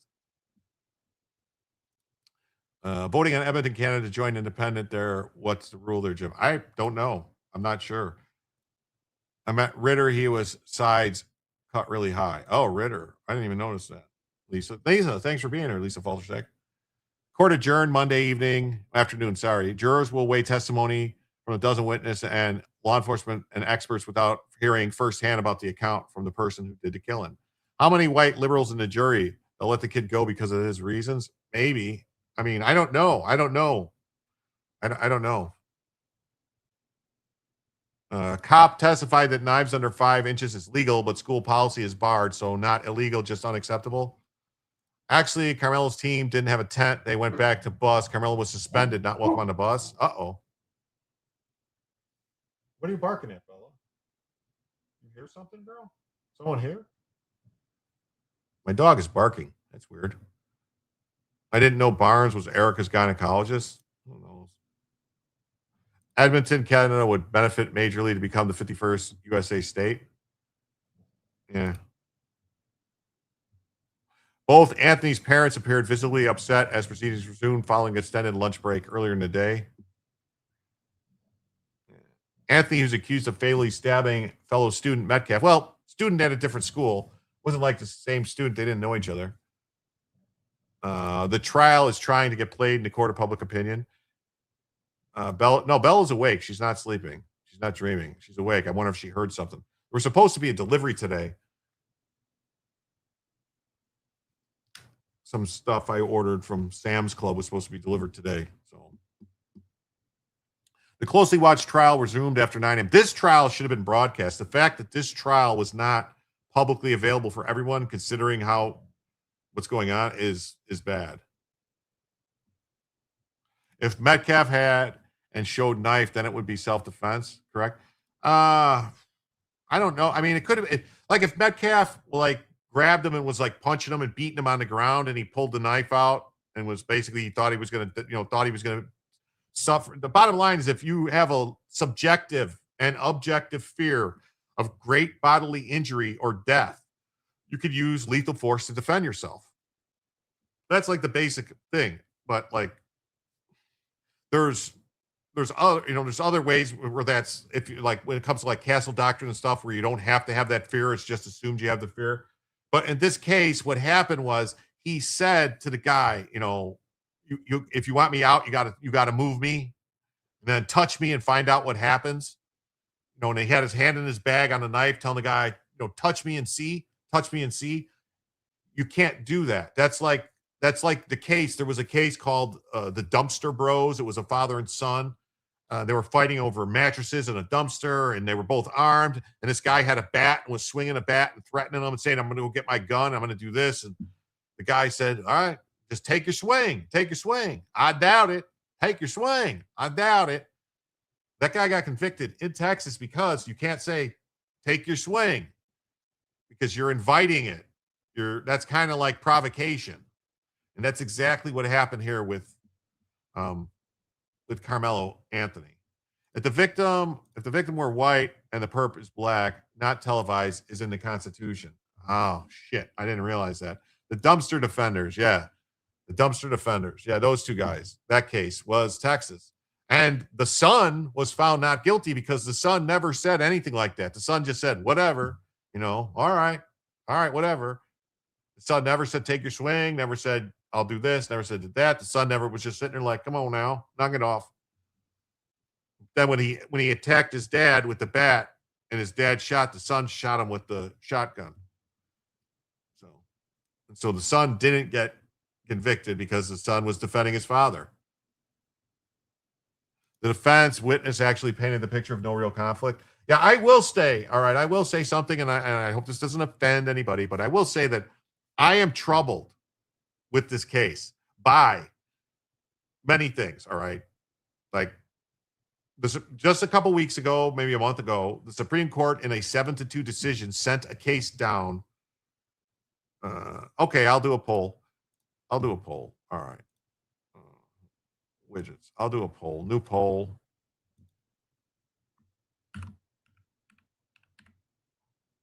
Carmelo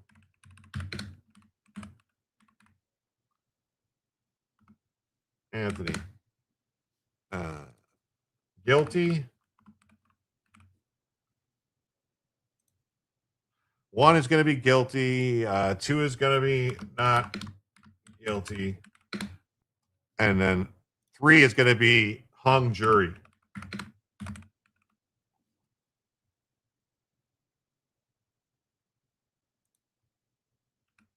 All right. I'll start a poll. 1 is guilty. 2 is not guilty. 3 is hung jury. There we go. All right.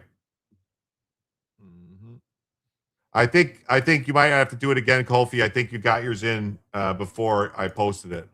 So do it again, Kofi 2A. So anyway, here's the thing. I'm a little worried about, let me move this widget over here. All right. I'm a little worried about this simply because the Supreme Court, like I said, just a 7-2 decision with Thomas and Alito voting against it, sent a case back down to be retried because the same type of thing where they use preemptive strikes to get rid of some black people on the jury. And that was the whole reason. And Thomas was like, what are we doing here? This case was cut and dry. There's no evidence that there was anything this and that, just because there was no proof that they did this because they were black. They just struck the people. So I'm worried. That's worry one. Worry two for this case is they are letting people talk. Like even Branca brought it up and said, well, if the judge is letting you get away with it, like, I don't know if they're objecting. I don't know, because it's not broadcast. I don't know if the defense is objecting and the judge is overruling it. That could be cause for a retrial or something like that. I mean, this stuff just seems like they're really, really doing stuff that they shouldn't do. I think he's 100% guilty. I think there's no self-defense claim. I think it's ridiculous. But those things to me, like, it's just setting up, like, it's setting up to make it have to do it again. That's all. Yeah, they aren't deliberating yet. No, I know. Praying for guilty. No, the jury will be sequestered, Fletcher, when they're deliberating only.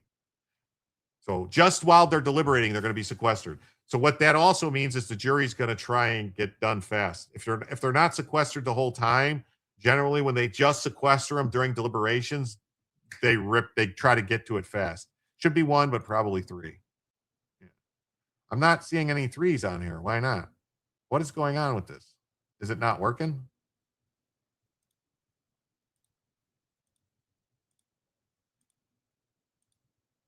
All right, the poll is not working. Huh.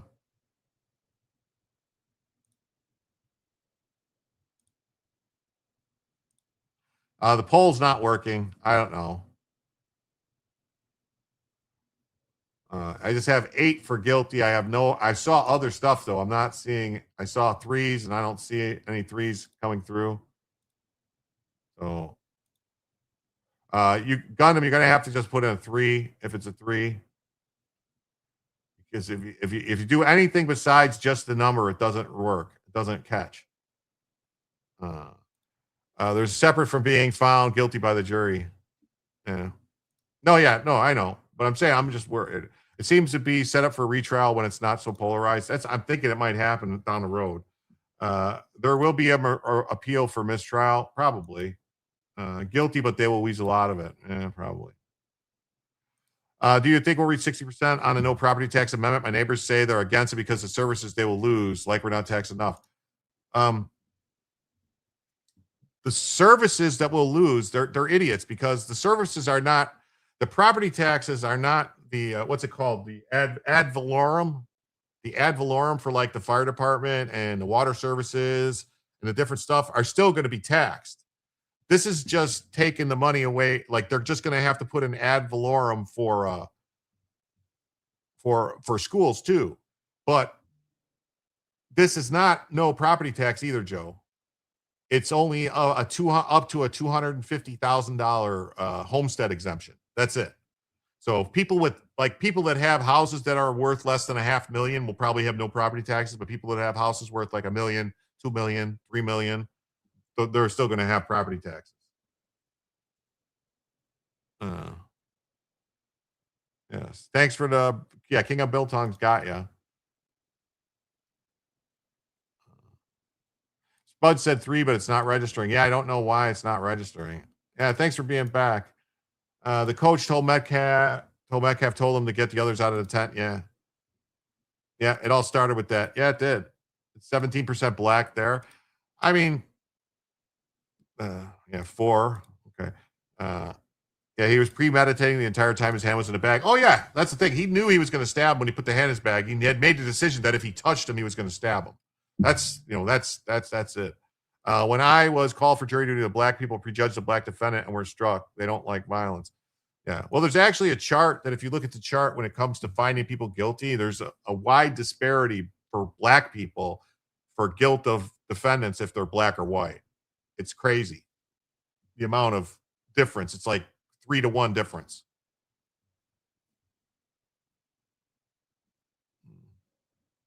Tennessee freezes property taxes when you turn 65. I already don't pay, so it doesn't matter to me, but people are so misinformed, it's sad. Yeah. I mean, I get like an exemption. But I still pay quite a bit because it's like I don't know what it is. Like I get like a $50,000 disability exemption on my property taxes. If there's not a not guilty or hung jury, I would be surprised in this case. Yeah. Property taxes lowered is definitely going to help me. Yeah. You saw that. It's different here.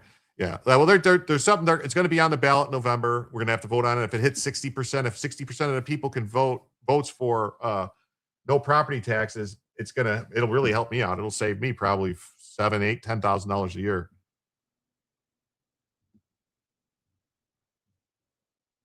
So outside the courthouse, the Next Generation Action Network, NGAN. Wow, that's 100% disabled combat veteran homestead exemption don't pay. Yeah, I know.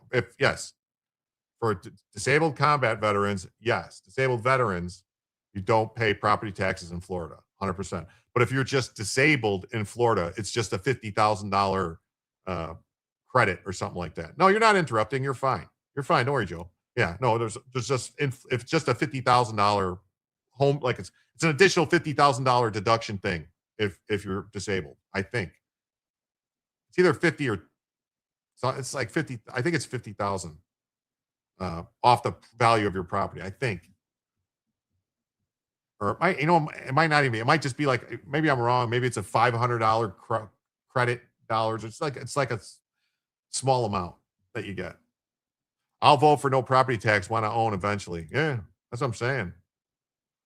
Yeah, I hope I think all my neighbors are going to vote for it. Got to go. See you next time. Well, thanks for being here. The organization is led by Dominique Alexander, who's publicly supported defunding the police. Alexander has said recent confrontations and tensions outside the courthouse risk distracting the trial from the trial itself, and warn supporters not to engage. Yeah, we do not support chaos. We do not support intimidation. Well, I think I have it here somewhere. Let me look for it. I know I saved it.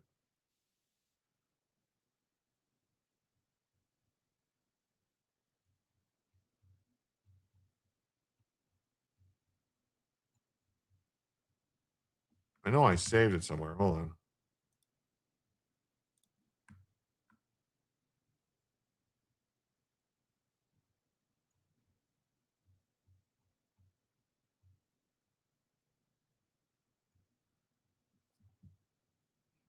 I know I saved it. Where is it?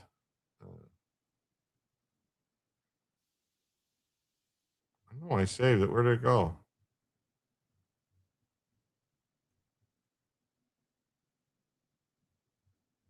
Oh man, I'm sorry. Oh, here it is.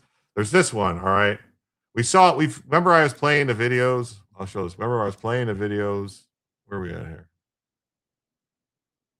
I was playing the videos of the people outside the courthouse, telling people the only good cracker is a dead cracker and stuff. Yeah, here. There was a black guy standing in this exact spot the other day yelling the only good cracker is a dead cracker. Does this jerk off have anything to say about that? So this is the representative. This guy's got issues. We even have saw the white nationalist Jake Lane come out here and say insinuatory threats to the life of Carmelo Anthony, to hang from a tree, and even to allude that Carmelo Anthony should be shot in the head. Our organization asks that the Collin County District Attorney's Office, as well as the Sheriff Department and the McKinney Police Department, open up a criminal investigation to those terroristic threats. There is no place for racism, bigotry, and white supremacy ideology in public. We even have saw the white nationalist Jake Lane come out here and say insinuatory threats to the life of Carmelo Anthony, to hang from a tree.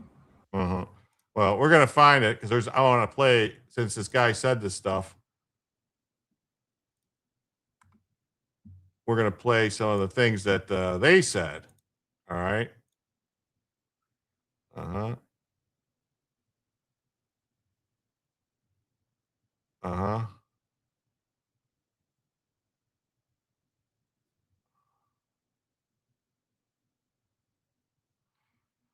All right. Here's some of the people outside, all right, of the trial. All right. I'm not gonna touch you. What is it? But I might touch that beautiful soul. It's like my motherfucking wake up. Together, but you came straight at us, yelling and that's what I said. I came busting my motherfucking opinion.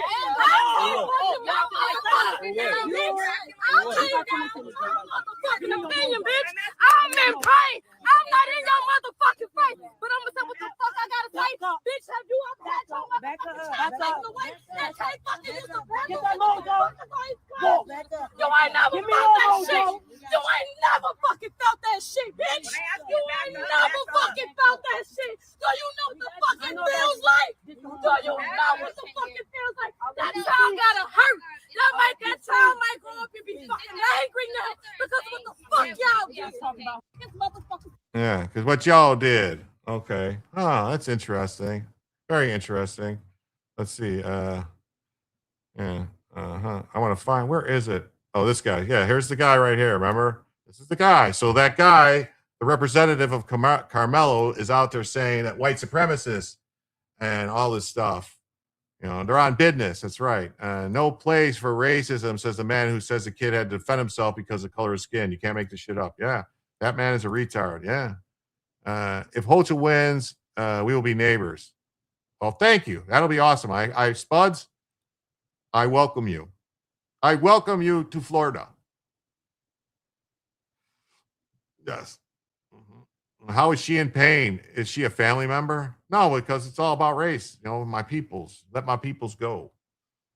I know who looks like terrorists to me, and they ain't white. Bananas and rice. The KKK. Oh, hey, look at Greg's back. Greg's back. You tricked me there, Greg. You tricked me, Greg. You tricked me.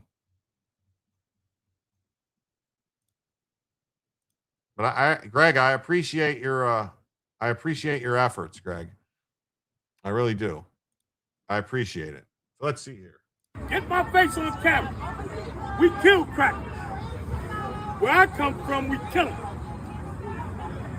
And if I ever see you outside of Texas, you gonna have a problem. Yep. I'm gonna wrap you up in that flag and I'm gonna set it on fire. I like the smell of burning flesh, don't you? Don't you? Don't you? See, the time of you having fear on us is over, Cracker. It's over, Cracker.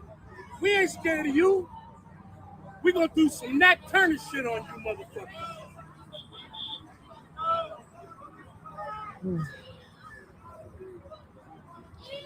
Get my face.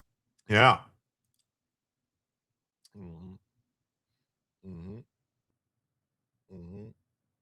Yeah, and then this is what their attorneys are saying in court. This is crazy.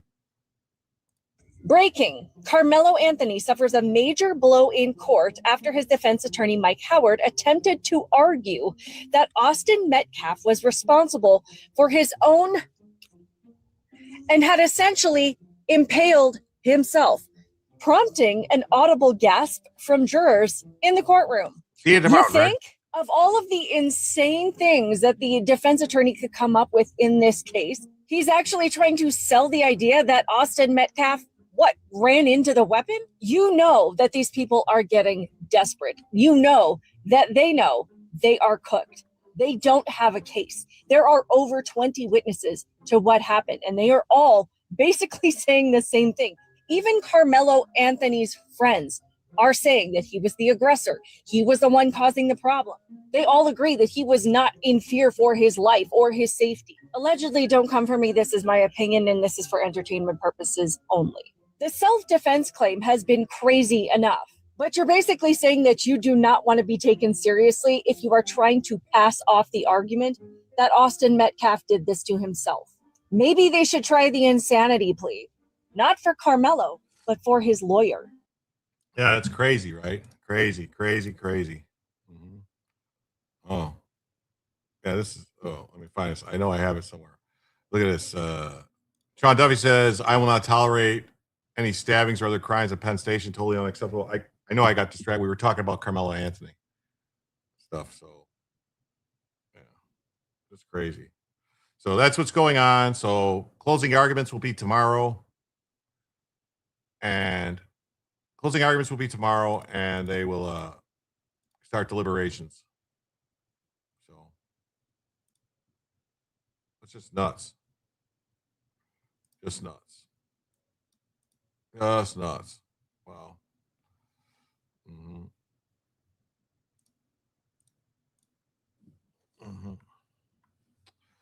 Mm-hmm. Rumble flag, raid in. Oh, there was a raid in? Shit, who raided us? Love Jim's banter with the trolls. Well, I try. Or a Keebler elf. Who raided in? Someone raided in?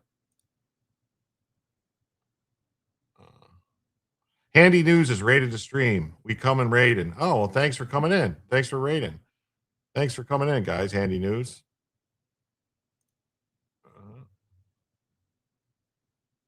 Well, thank you, Handy News, for raiding in. Greatly appreciated.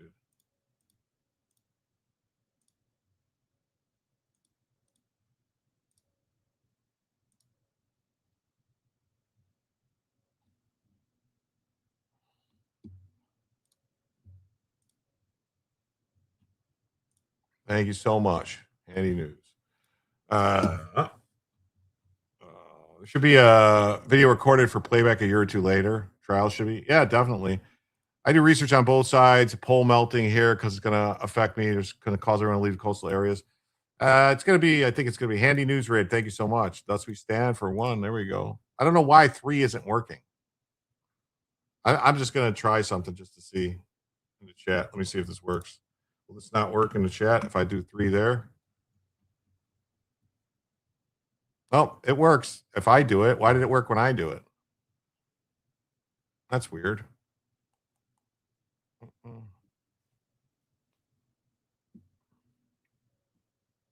Yeah, good evening to you too, TV Green. I wanted to see if 3 would work, and it seems like it did. All right. So footage, highway police pull over a truck driver hauling chemicals who cannot read or speak English.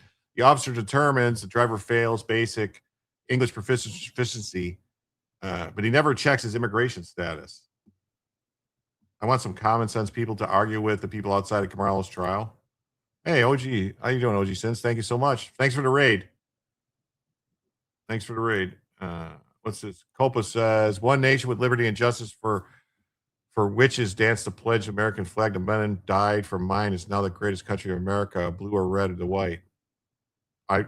Okay, thank you.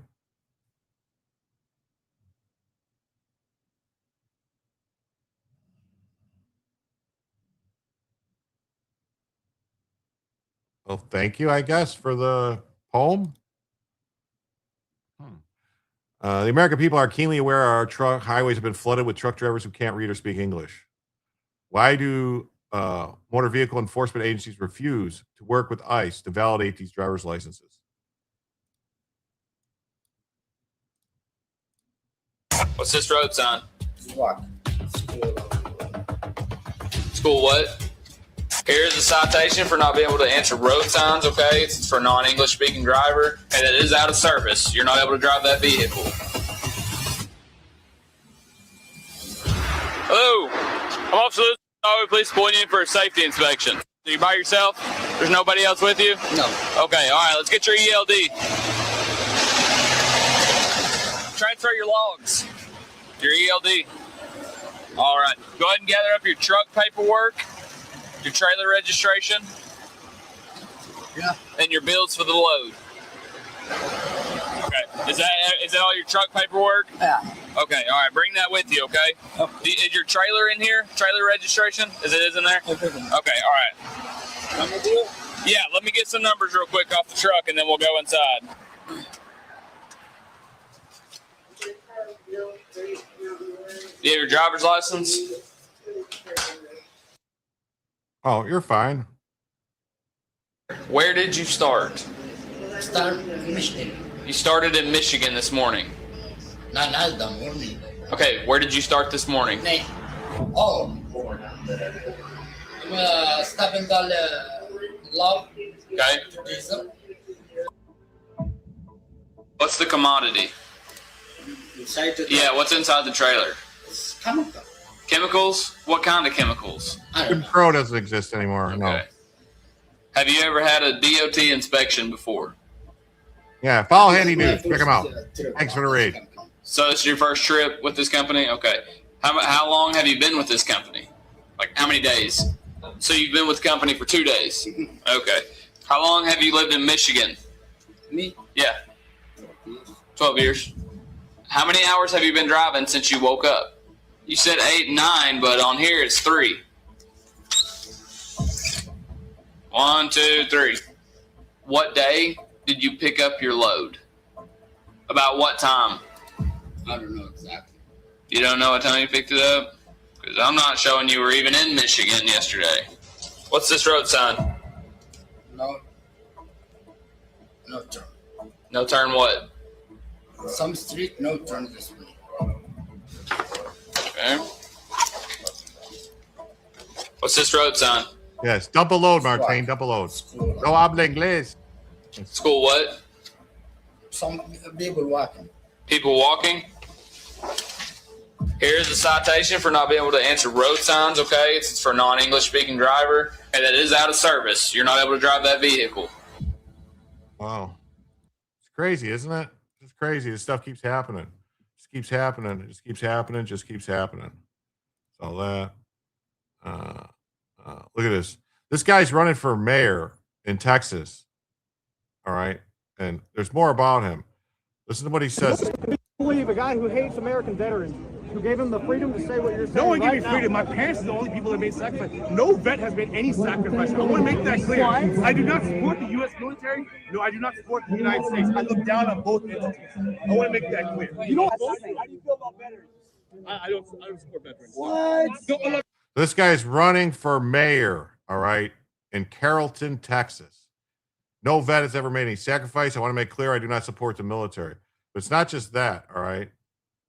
I don't think I have, mate. Yeah. There's other stuff I saw. Where is it? Where is it? Where is it? Is it? I saw it. I saw it earlier. Where is it?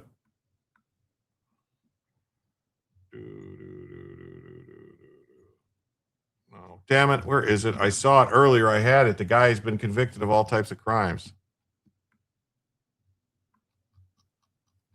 Damn it.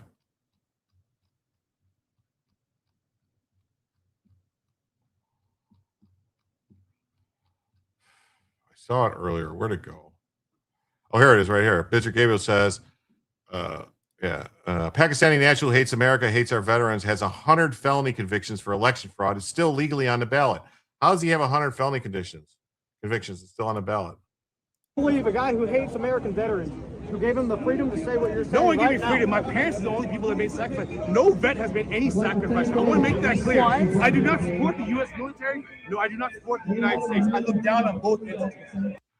Why is he still in this country then? Why has he not been he should be deported out of this country immediately. I don't give a fuck if he was born here or not. Throw him the fuck out. Great Eagle says all road signs be in all languages coming soon. No, they won't be. No, they won't be. English only. English only. We're 72 away from adding a second additional hour to the show. For everyone who's interested, if they wanted to continue the show for another hour, that's where we're at.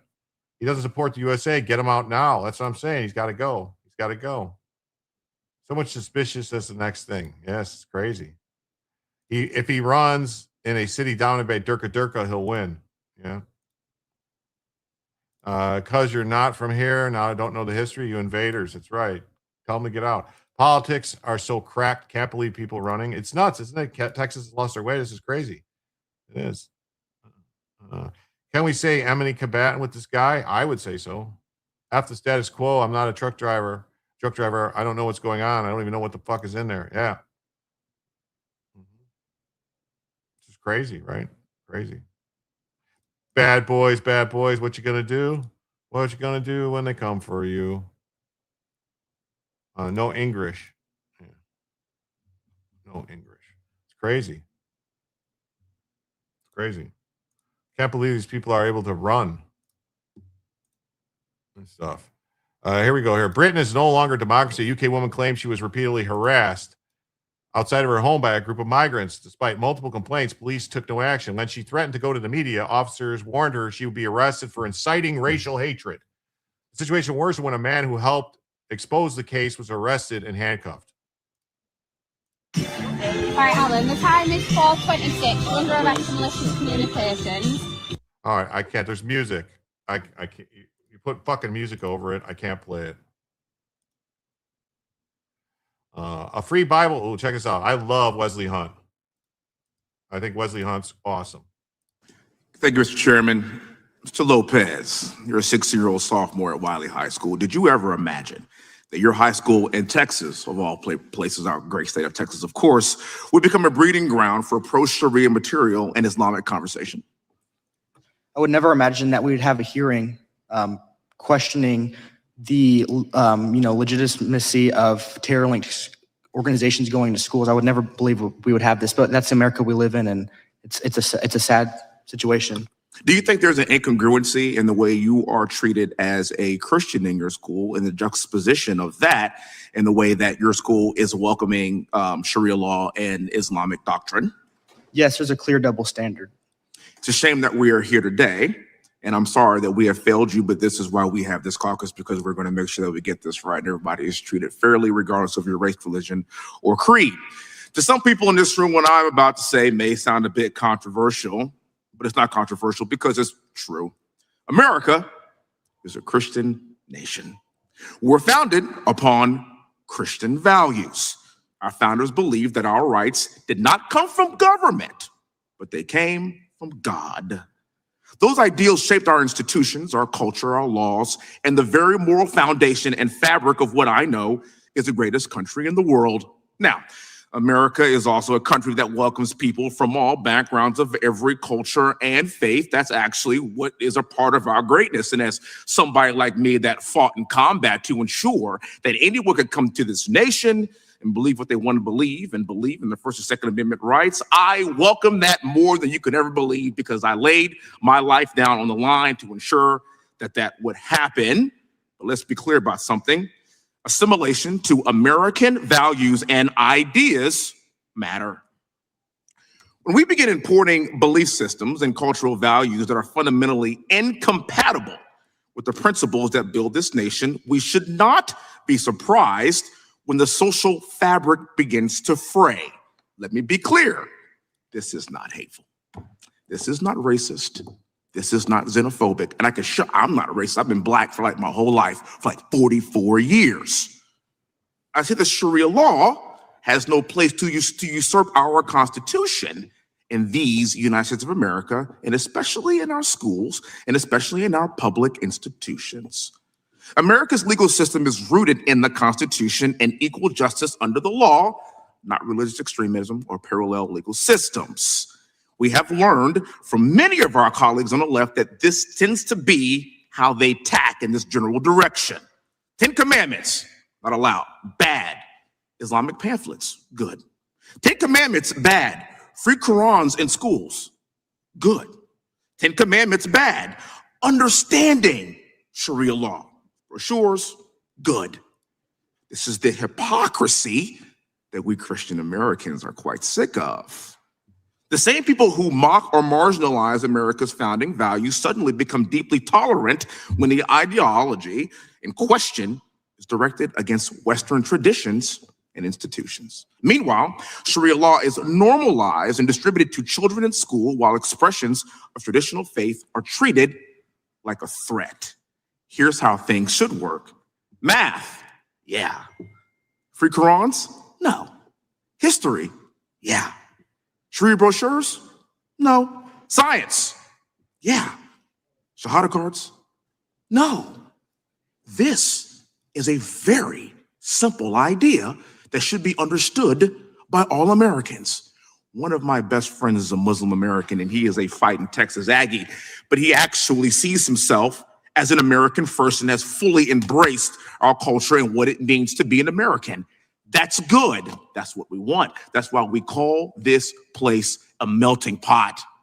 I'm seeing a lot of talk from my colleagues on the left too, as we shift toward this reinvigorated talk about Jim Crow and the past of this country. And as someone who is a direct descendant of a slave, as someone whose great-great-grandfather was born on a plantation, I can assure you slavery is over. Jim Crow is dead.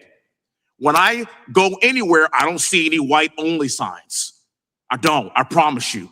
I am a black man that represents a white majority district in Texas. The great-great-grandson of a man born on a plantation stands before you today as a proud conservative Republican from Texas, as a believer and follower in Christ, and as a believer in what this country can be if we allow equality for not just Muslim Americans, not just Buddhist Americans, but also Christian Americans like yourself. God bless you, young man. You give me a lot of hope for the future. Give me a lot of hope for the future, too. Me, too. Check this out. Baltimore, violence interrupter is arrested for attempted murder. Wow. Sharia is in the Constitution. Is that what the Garbado you wrote meant? What? No, it's not in the Constitution. No, it's not in the Constitution. I mean, the founding fathers would have never got down with Islam. Just saying. That's the thing people don't realize. Let's be 100 here. When the founding fathers wrote the Constitution, when they said freedom of religion, they were talking about Catholic and Protestant. You know, that was what they were talking about. Different forms of Christianity, really, and Judaism too. But that was about it. And I didn't really consider any of these other things really religions. Like get into them like superstitions. Just saying. Just saying. That's what they were talking about. They didn't want government setting up a church of the United States like they did in England. That's what they wanted to avoid. That was it. That's all. Wow. A worker with the Baltimore program that aims to prevent gun violence has been charged with attempted murder. For shooting in Northwest Baltimore on Sunday. While patrolling in the Central Park Heights neighborhood at 7:25 p.m., Northern District police officers heard gunshots at the 4400 block of Park Heights Avenue. Upon a search, they discovered a 40-year-old man suffering from a gunshot wound. The man was transported to a local hospital. The suspect, 51-year-old Antoine Burton, was located shortly afterwards around a quarter-mile away. He had been taken to central booking. Facing charges include attempted first-degree murder and handgun violations.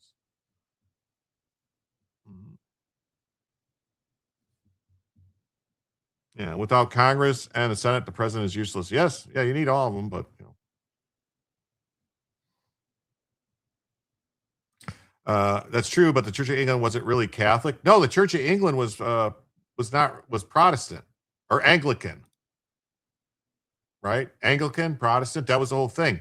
Henry VIII broke from the Catholic Church and created the Anglican Church, the Church of England, and that was the whole thing. That was the different, stuff that happened in England was the battle, and so there was like persecuted people. They didn't like Catholicers in England. Yeah. Also in protest of the Church of England claiming divinity over God's other creations. Yeah, that's what it was. So, Burton's a worker with Baltimore City Safe Street programs. Safe Streets outreach workers and violence interrupters work on the front lines. I mean, this is the whole thing, is all these violence interrupter people, they're all criminals. We all are criminals, and they don't stop being criminals. I mean, we just saw just a couple weeks ago, one of Gavin, what's his name? Prickster, JB Fat Slap Pricksters. One of the guys, he was paying like $200,000 a year to be one of his violence interrupters, was running around doing armed robberies at night. So were they really running from Catholics or England's orthodoxy? They weren't running from Catholics. They were running from different. The first people that came here were Quakers, right? Were like Quakers and stuff like that. Wasn't that the first people that came? And they were like a different sect, and they wanted freedom to practice their religion, their form of Christianity is what I was getting at. That's kind of what U.S. was founded on. The freedom to perform any form of Christianity you wanted to be. I'm sorry. That's just what it was.